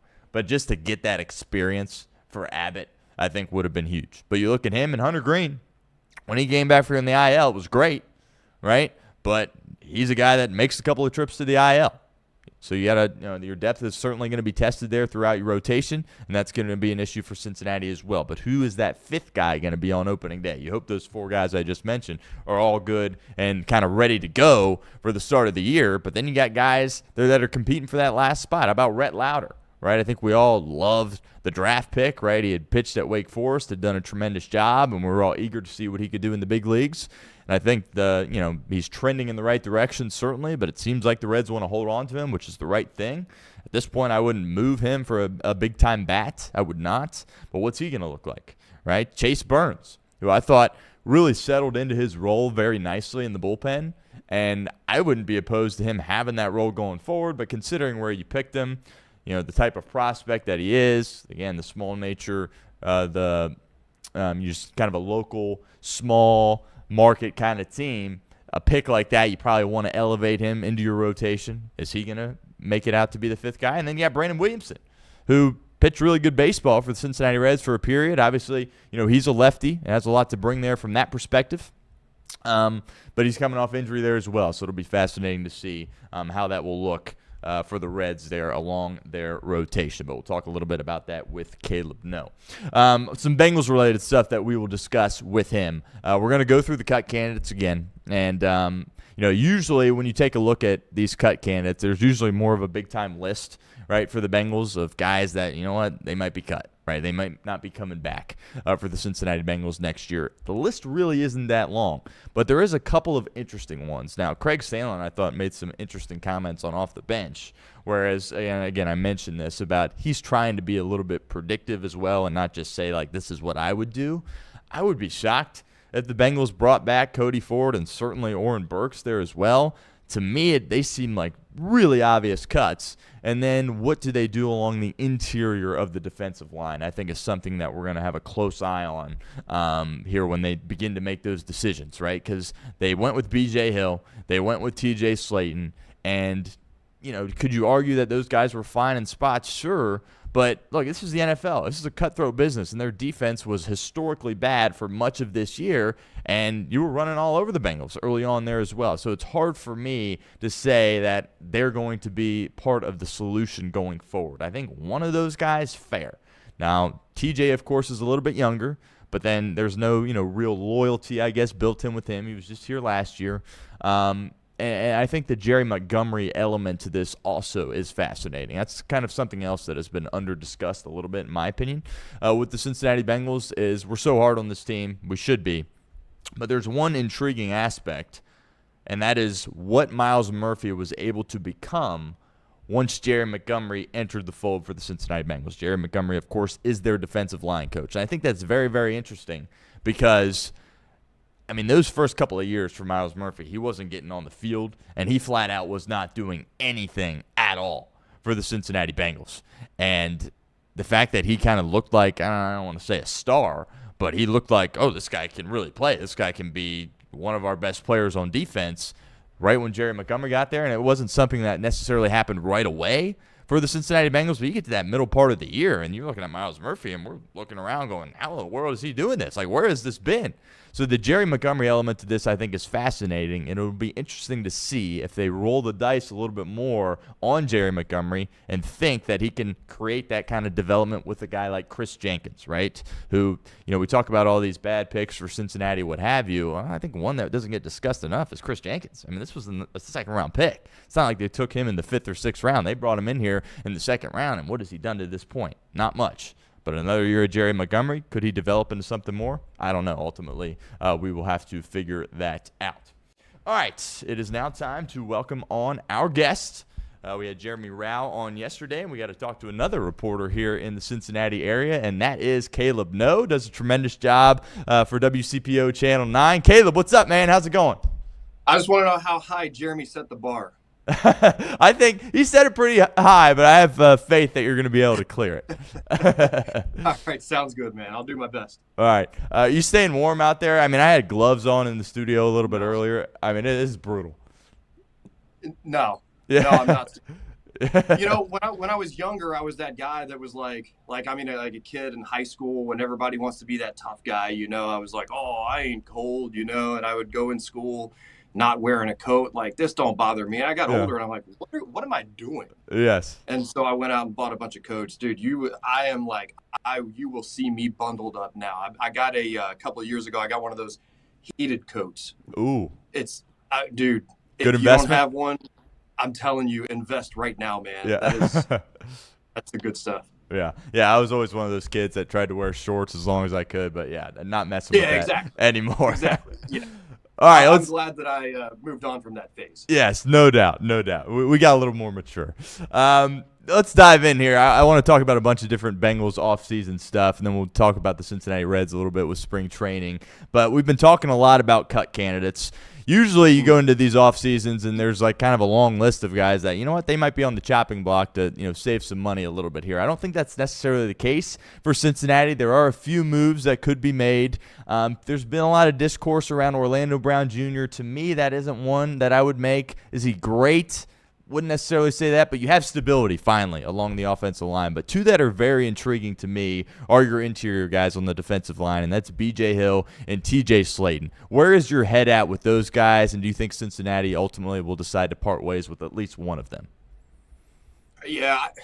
So the thing for me is, like, I think we've been asking the same question with the Bengals for 4 or 5 years now, and that is, do we just run it back? They went to the Super Bowl in 2021. back to the AFC Championship in 2022, I would argue that they were an even better team in 2022 than they were in 21. They got tripped up in the AFC Championship game. That kind of thing happens.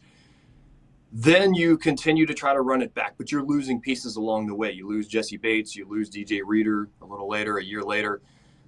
And now we're at the point where it's like gone too far. The losses that you've taken on defense the losses outweigh the gains that you've made. They haven't drafted well enough. They haven't brought enough guys in free agency. Nobody's safe on the defensive side of the ball this offseason. I take that. DJ Turner is safe. Dax Hill, probably safe. Outside of that, I'm not sure anybody's safe over the next couple of years on that defense, because when I say something has got to change on defense, I mean a lot has got to change. They didn't do enough last year in free agency. You ask about BJ and TJ on the interior part of that defensive line. That's tough, man. I mean, I could see a world where they bring back those guys just because of continuity in Al Golden's defense. And when I say nobody's safe on defense, I don't mean, outside of DJ and Dax, I don't mean they're going to have 9 new starters in the fall of 26 on defense. That's not what I'm saying. Some of those guys are going to stick around. Some of those guys that were on the defense this past year will still be here this fall. Make no mistake about that. And having another year in Al Golden's defense can't hurt either. I think we're going to say the same thing when we talk about the Reds. Terry Francona comes in. They had some success. They made the playoffs by that much. Do you have more success in year 2 once you've got some continuity and some understanding and some trust and, all those other words you could attach to that? And to answer your question, BJ and TJ, I'm on the line, man. Are they both on this roster? I think yes. I lean toward yes. That's a tough one, though, man. Yeah. Orlando Brown Jr., I mentioned I don't think it's the time to part ways with him, but I do think you need to start thinking about what your future at that position looks like, whether that be bringing in somebody or just using maybe a 3rd or 4th round pick there on a tackle. What's your kind of thoughts there? You think it's the right move to bring back Orlando for this year and then maybe allocate a draft resource to trying to find his potential replacement? Yeah, and so this is where I go back to do we run it back? The offensive line has been such a problem for so long for the Cincinnati Bengals. They finally, you use the word stability. I think that's a great word. They finally have some stability on that offensive line, some continuity on that offensive line. That's a unit where it ain't broke. Let's start thinking about the future at those positions, specifically that position at left tackle. Moving forward, let's start thinking about that. Let's start preparing for the future. Let's get a guy or a couple of guys in there. But no, I think you roll with Orlando Brown Jr. At least for the 2026 season. Another popular offseason conversation topic for the Bengals is the idea of tagging and trading Trey Hendrickson. And I think I speak for a lot of fans the there old as tag well. and trade. Yes. Yeah, let's go. Yeah. I think I speak for a lot of fans. Huh? Yeah. I think I speak for a lot of people where it's like, it sounds like a great thing. I'm not going to sit here and pretend to fully understand what that is. I mean, the idea of tagging him and then moving him and getting a draft pick seems like a no-brainer. Can you take us through why exactly Cincinnati might not do that? I know it's the Bengals and a lot of times they frustrate us, but why wouldn't they do that? It seems something that's very obvious, no?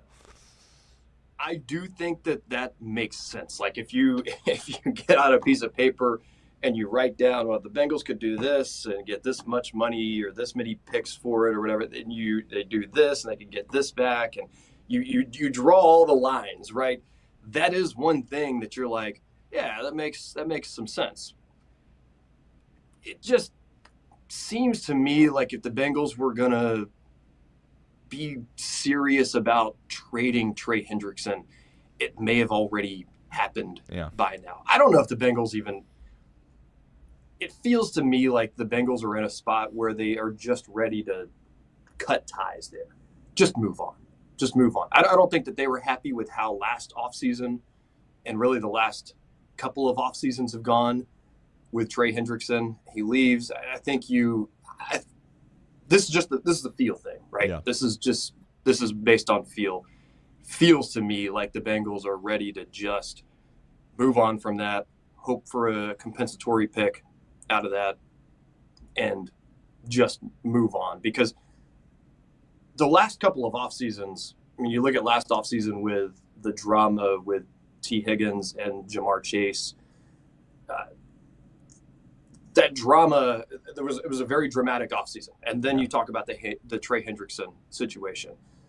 Those situations didn't necessarily have to happen. Like the Bengals had gotten these deals done earlier, and you never know what those negotiations are like. You never know. We like to blame the Bengals.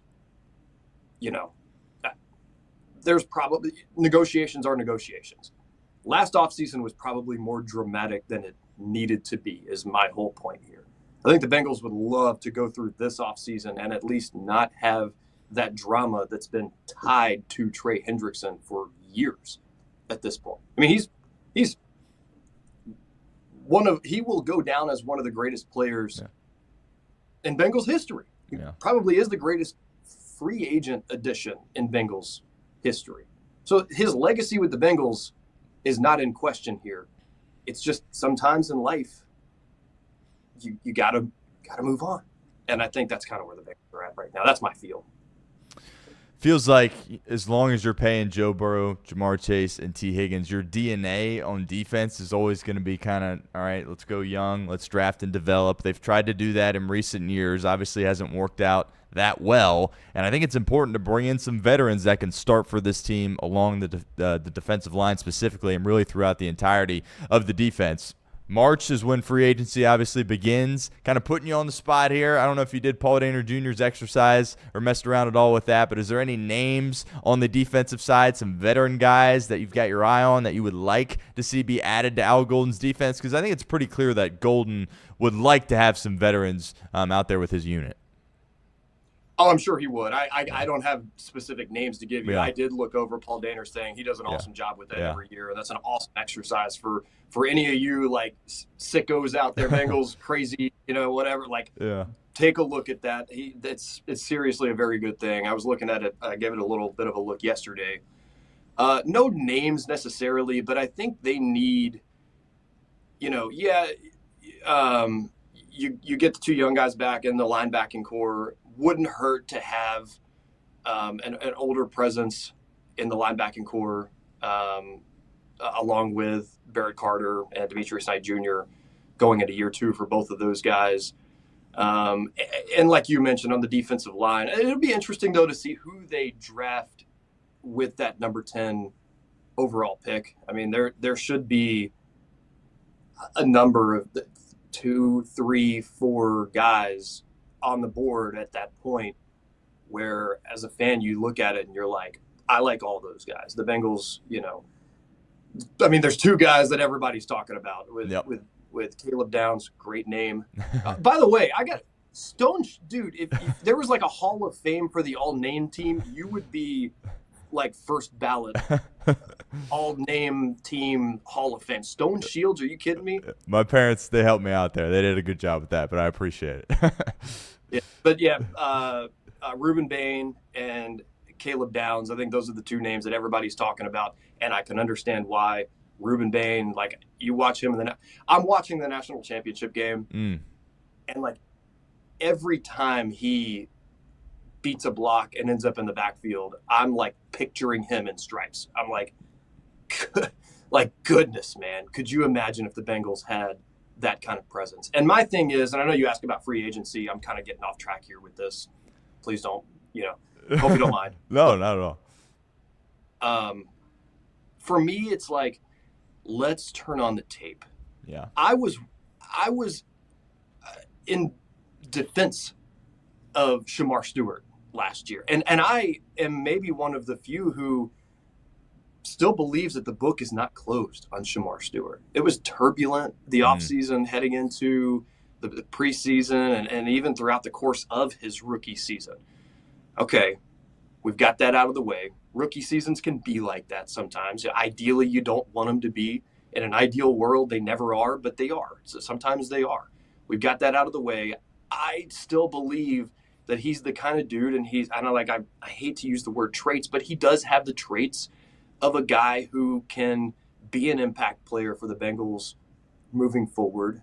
You know, you just got to hope that there's so much less turbulence in that situation moving forward. But yeah, I mean, I watched Ruben Bain in the national championship game, and I'm like, can you imagine a guy with that kind of presence this dude can play right away. He can be an impact guy for the Bengals. But then on the other side of that, Caleb Downs,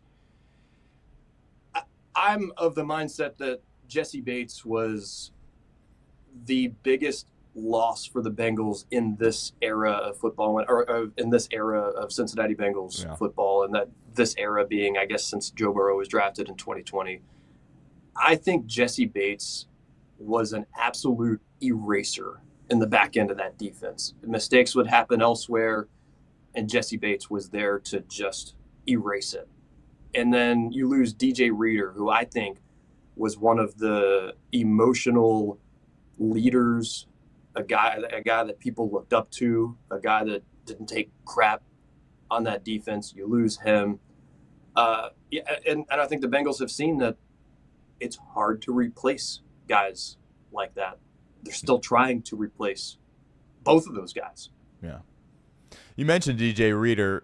Would you be open to a reunion with him? You know, I kind of fell into this trap, and I think a lot of fans do, where a player leaves, and then the idea of them coming back. Look at Von Bell, right? We were all excited, and then he got back, and it's like, well, this guy can't really play anymore. Would you like the Bengals to go after DJ Reader? I think, to me, the most intriguing part isn't necessarily what he can do out there, but the leadership. Because we heard Duke Tobin talk about this when he met with you guys after the year. Like, we need a leader out there on defense, and you have that in DJ Reader. Any interest there with you in bringing him back maybe, or is that just kind of a fan trying to go back to old times, and that's probably not the best move to make? Steve, that's the tough part. I would be interested in that. I like the idea. Right.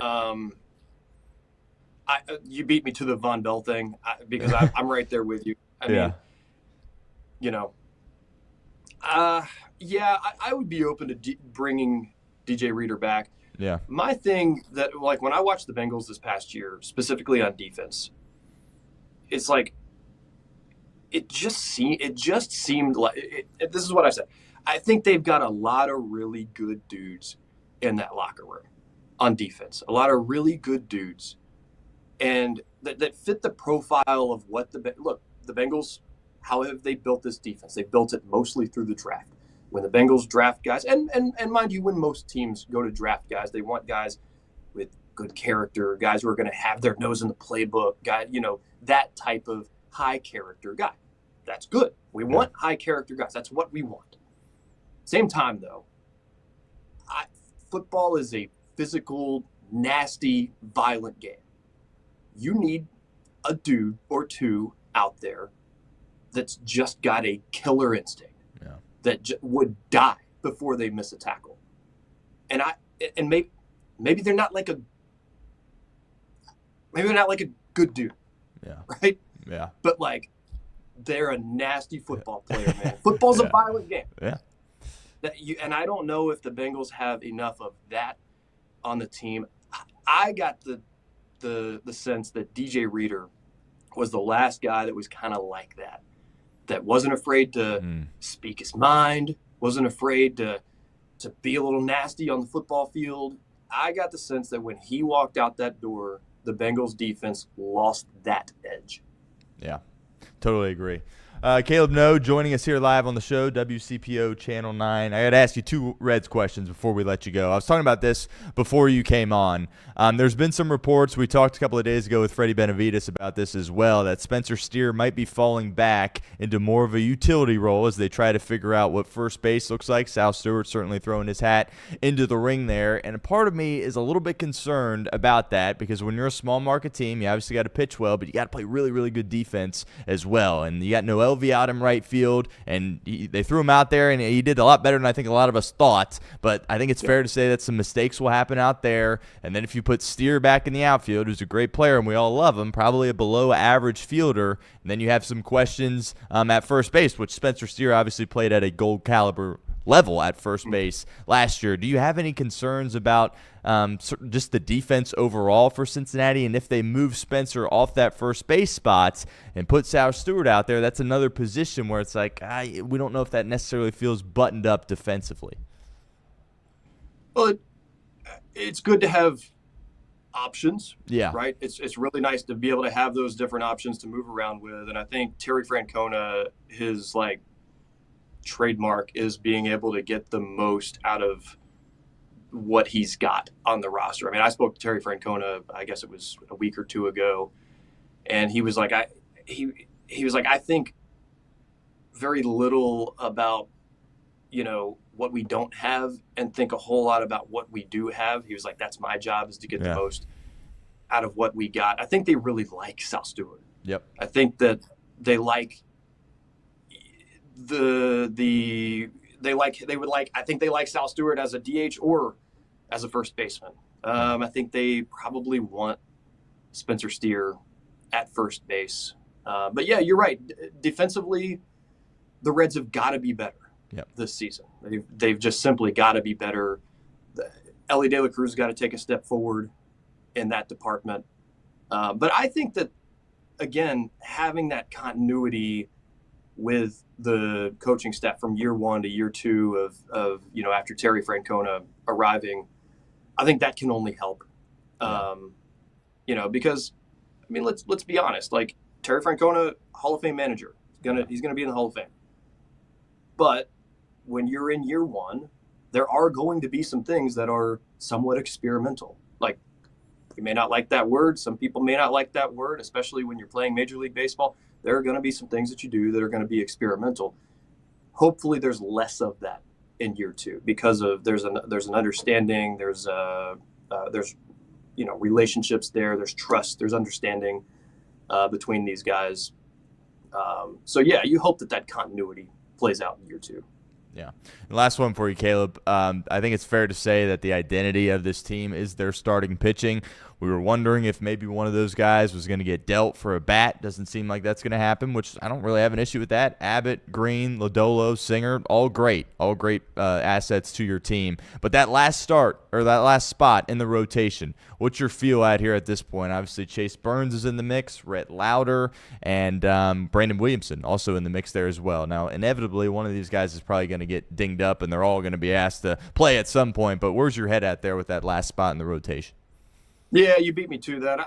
I'm really excited about Rhett Lauder. Yeah. Getting to see him and, getting to see him hopefully play a full season or somewhere close to hopefully a full season. I mean, hopefully, he's healthy all year. But I mean, Chase Burns, man, like the way he came onto the scene and like he's exciting. Again, these are good. That's a really good problem to have. These are really good problems to have. I like Rhett Lauder. I was really excited about Rhett Lauder last year, and then it just or going into last year, it just obviously that didn't materialize, and he had a rough go at it last year. I'm really excited about Rhett Lauder, and then but to have that depth in the starting rotation, as I mean, the thing about it is like I think that. We as people who cover the Reds and Reds fans tend to go into seasons thinking, well, if everything goes right, then, I mean, this team could be really good. Yeah. But never does everything go right. Things aren't going to it's not all going to go right. Guys are going to get injured. It's a long season. You're going to need that depth at some point. And if that's going to be the cornerstone of your organization, if that's what you're falling back on, and when you're in the month of May or June and you've got guys going through slumps at the plate and you're not able to hit the ball or whatever it is, if that's what you're falling back on, your starting rotation, the last thing you want is to be in that hitting slump and then say, well, we thought our starting rotation was going to be our strength, and now we've got two guys hurt, and we're having to pull a guy up from AAA that, and we don't even. that's what you don't. So to have that depth is always a good thing. They doubled down on pitching. They added to the bullpen this offseason.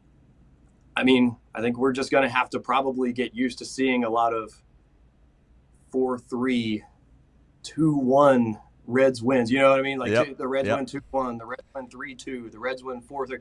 Like, that's just kind of what we're going to have to hope for, and what Reds fans are going to have to hope for this season. And then hope that some of these guys, hope that Matt McClain figures it out, hope that Ellie De La Cruz finds more consistency. Maybe you're able to rest him a little bit more this year. Maybe there's, and you shore up some of the defensive things there.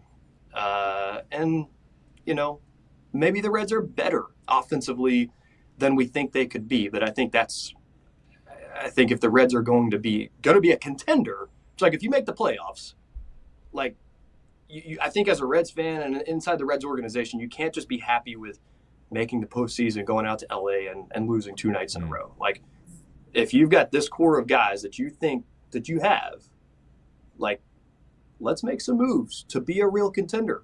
Like, when you're a small market team, it's what you get your window, you get your guys, and you've got to try to compete in that window. I think that's what's most disappointing about the Kyle Schwarber thing, about not bringing in a big name, high dollar bat, is that the Reds were in the postseason last year. You feel as a Reds fan like you might be in a window right now, and maybe this coming season is the widest that window has been, at least in a few years, at least.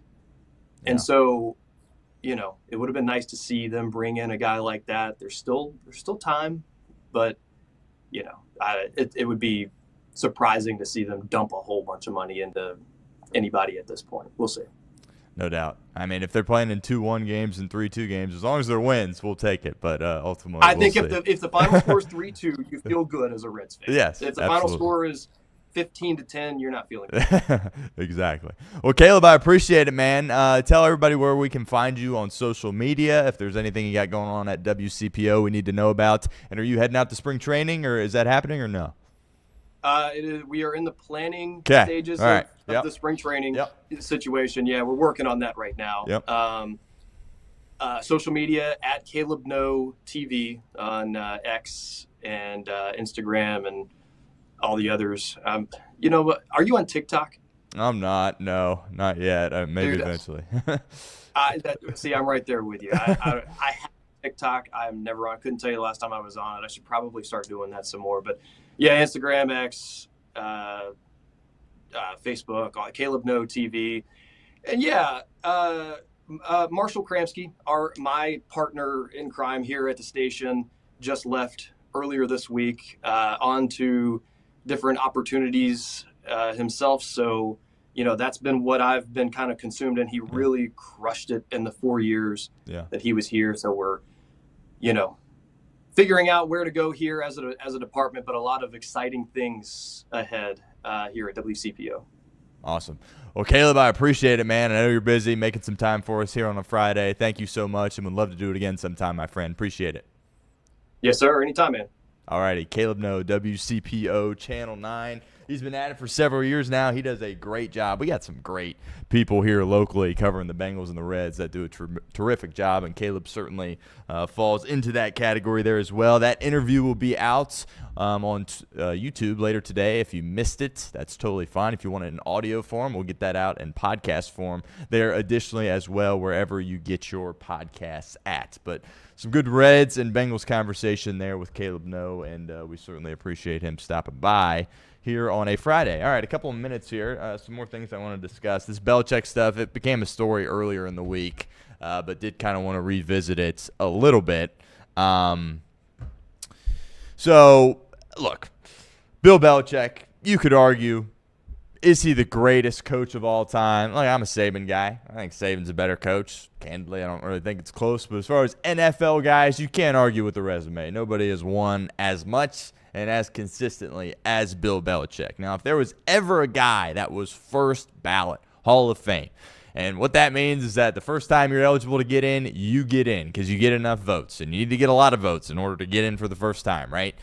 You would think that he would be that guy, right? You would think a guy like Tom Brady, right, when he is up for his Hall of Fame induction, that he would be that guy there as well. But at the end of the day, there's only a select few individuals that are voting on this, right? It's not like it's everybody in the media or everybody in the league or everybody in the world, right? That's not how it is. I think it was, 50 guys that vote on it.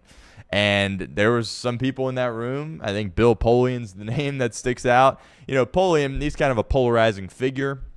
I thought he was pretty good on TV when he was done. And, he drafted Peyton Manning, and the work he did with Indianapolis, kind of his second part of his career, I thought was awesome. I've always kind of been a Polian guy, but you hear from people around the league that he wasn't the nicest guy in the world. And that's kind of how it is, right? If you're super successful and kind of just dominate the industry that you're in, some people can do that and be a really nice guy, but sometimes it's kind of cutthroat, right? And Bill Belichick, throughout his time in the league, he didn't make many friends. In fact, he made a lot of enemies. And that's kind of what happens when you're winning. And, Nick Saban was winning, but he was doing it at the podium, and he had a smile on his face oftentimes, not all the time, right? He was ticked off a lot. He went off on reporters a lot. But was there ever a moment when Belichick was positive with the media or the fans or anybody? Very dismissive of everybody. And I think it's fair to say that elite head coach, probably the greatest NFL head coach of all time, resume doesn't compare to anyone else's, but kind of a bad guy, right? Kind of a jerk. Right? So do I have an issue with him not getting in? No, I thought it was kind of funny. Right? I was like, Bill Belichick, he didn't get in right away. And again, this isn't a situation where it's like, oh, Bill Belichick, he is banned from the Hall of Fame. He's never getting in. No, he'll get in next year, right? And then it'll be celebrated and it'll all be good. But there was a couple of people in that room that didn't like him, that rubbed him the wrong way, and they're sitting there going, well, he was involved in 2 scandals. Let's knock him for that. Let's not put him in. And when there's a small group of people making a huge decision like that can happen. So I don't think it's the end of the world. Everybody's going, oh, the Hall of Fame is a complete joke. Yeah, it's not a good look for the NFL right now. It's not a good look for the NFL Hall of Fame. Right? Your best coach, your most winning coach didn't get in right when he was eligible to get in.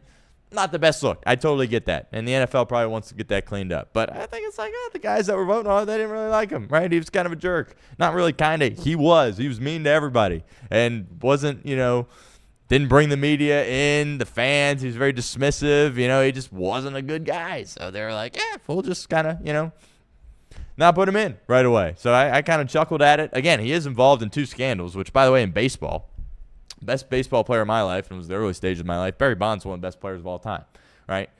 He was on the juice there at one point in his career, and he's not in the Hall of Fame. That's a conversation for a different day, but, Barry Bonds, he cheated. That's not good. But, he's a Hall of Famer, right? So you see it with the precedent that's set in the Baseball Hall of Fame where it's like, well, if you cheat, you don't get in the Hall of Fame.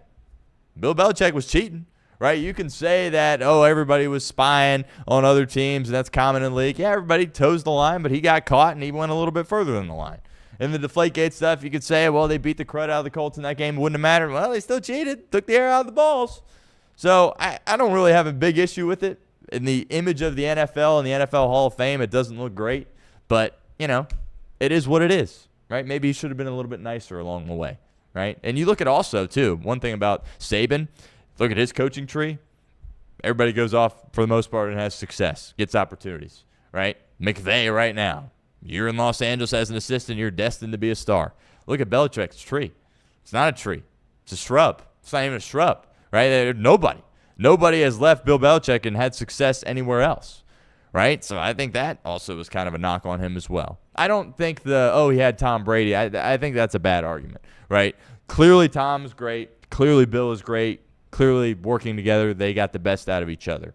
I think Bill has success without Tom. I think Tom has success without Bill. They don't have nearly as much success individually as they did collectively. But that, to me, is a bad argument. If you want to say, well, yeah, Tom Brady, that's why I won. No, I don't like that at all. Plus, he won, as the coordinator in New York before that. But I didn't really get worked up about it.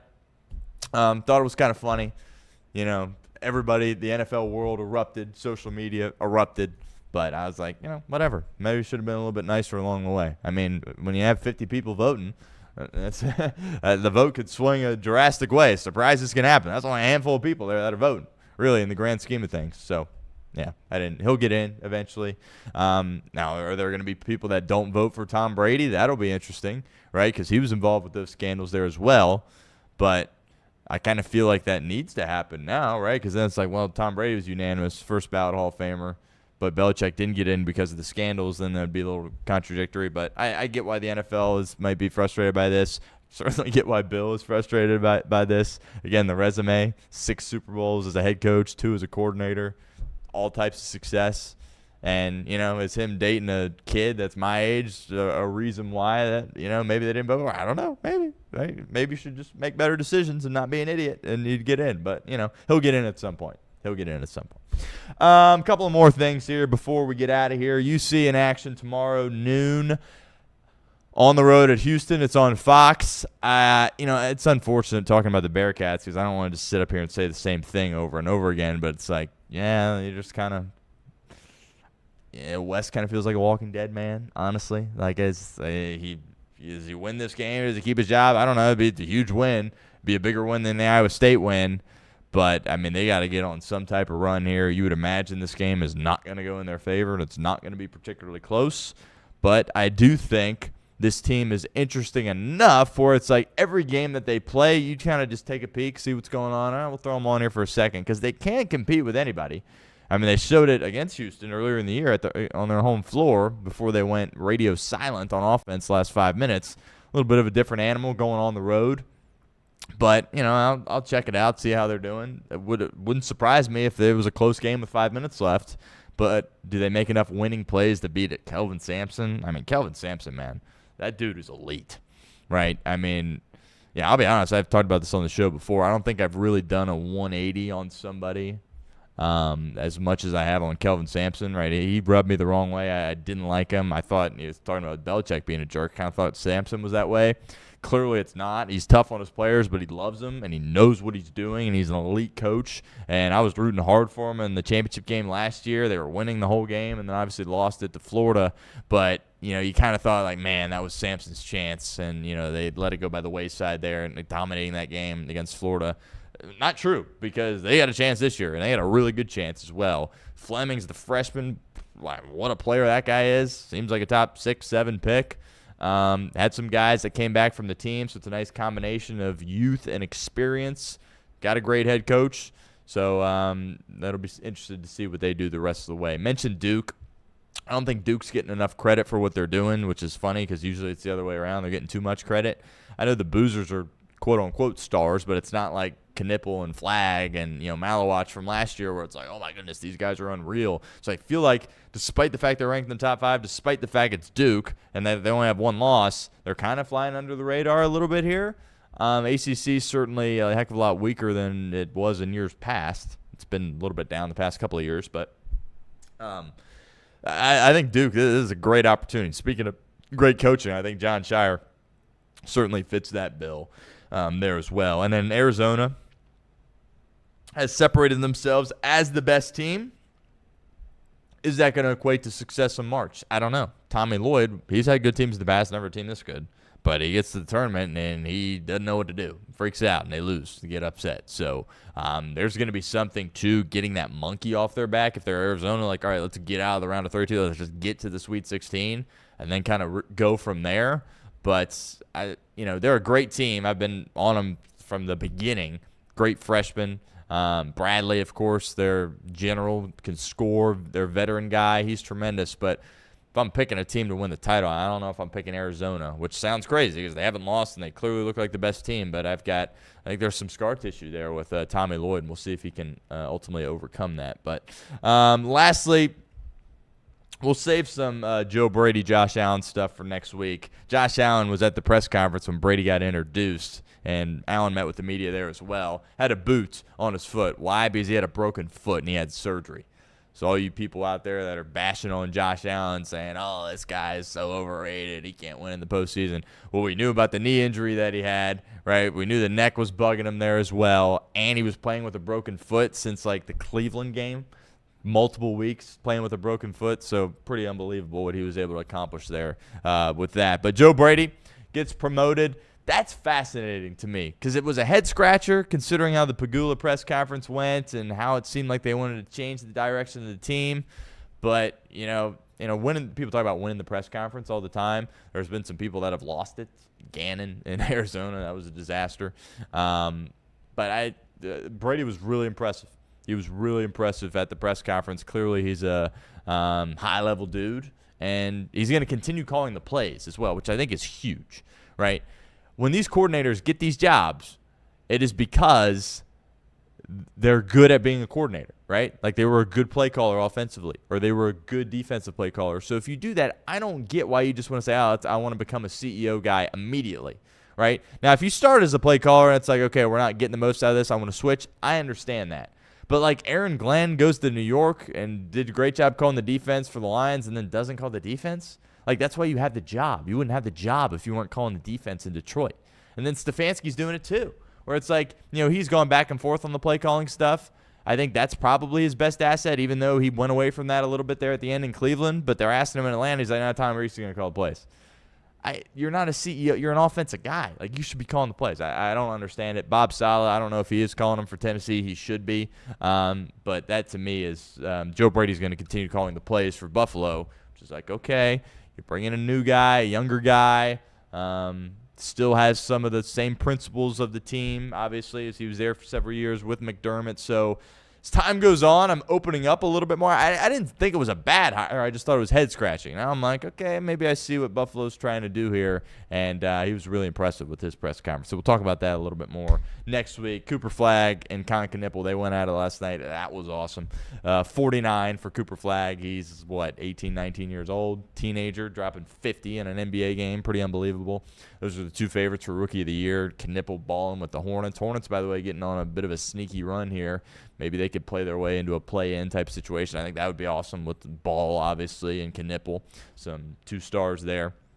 And, Kyrie, when he comes back, there with Cooper Flagg, that might be a little bit interesting. I thought Dallas would be a heck of a lot better than they are, as they're not very good at all. But clearly, Cooper Flagg is that guy, and he's going to be a problem here for a really long time. What a performance from him last night. But lastly, the Vaughn stuff, we mentioned it right when we came on here. The Olympics start, next week? And I'm not going to sit here and pretend to be some Olympic expert, but I'm an American. I'm going to tune in a little bit. There's nothing else going on besides basketball. And unfortunately, the biggest storyline coming in was Lindsey Vohn's coming back. She'd retired for 5 years. She's 41 years of age, was winning some World Cup races, some World Championship races. She's coming back. Wasn't in the last Olympics. I don't think has competed since where we at here. She's 2016, and now that's not right. Let's see. So what are we at here? 2026. So 2018. There we go. Hasn't competed since then. But she wrecked in her last race. I don't know if it was this morning across the world somewhere or last night or whatever. But wrecked. I mean, didn't look horrible, but didn't look great. They used an airlift to get her out of there, which I think is common when when you're a high-profile skier and you wreck on the mountain. That's probably the best way to get you down, right? But that would be awful if she's not able to go, because her first Olympic race was supposed to be in 8 days. And she was grabbing her knee. Hopefully it's nothing serious. Maybe something on that has come out, but hopefully she's ready to go, because that was kind of the number one storyline for the Americans, was that, hey, she's coming back and has an opportunity to do something. I don't think it was not an expert here on skiing, but I don't think this was a feel-good story. She's coming back out. I think it was she's coming back out and she's got an opportunity to get some hardware. But hopefully she's all right to go. But that is certainly very unfortunate. But that'll do it for this edition of the show. That'll do it for this week. We will plan on 11 o'clock. Keep an eye on our social media if that changes. Maybe we'll look to get into the 10 o'clock spot here with Reed stepping aside for a little bit as he gets ready to have a baby. But appreciate all the guests this week. A couple of good ones. Freddie Benavides, bench coach for the Reds. He stopped by Wednesday. Jeremy Rao, Fox 19. That was yesterday.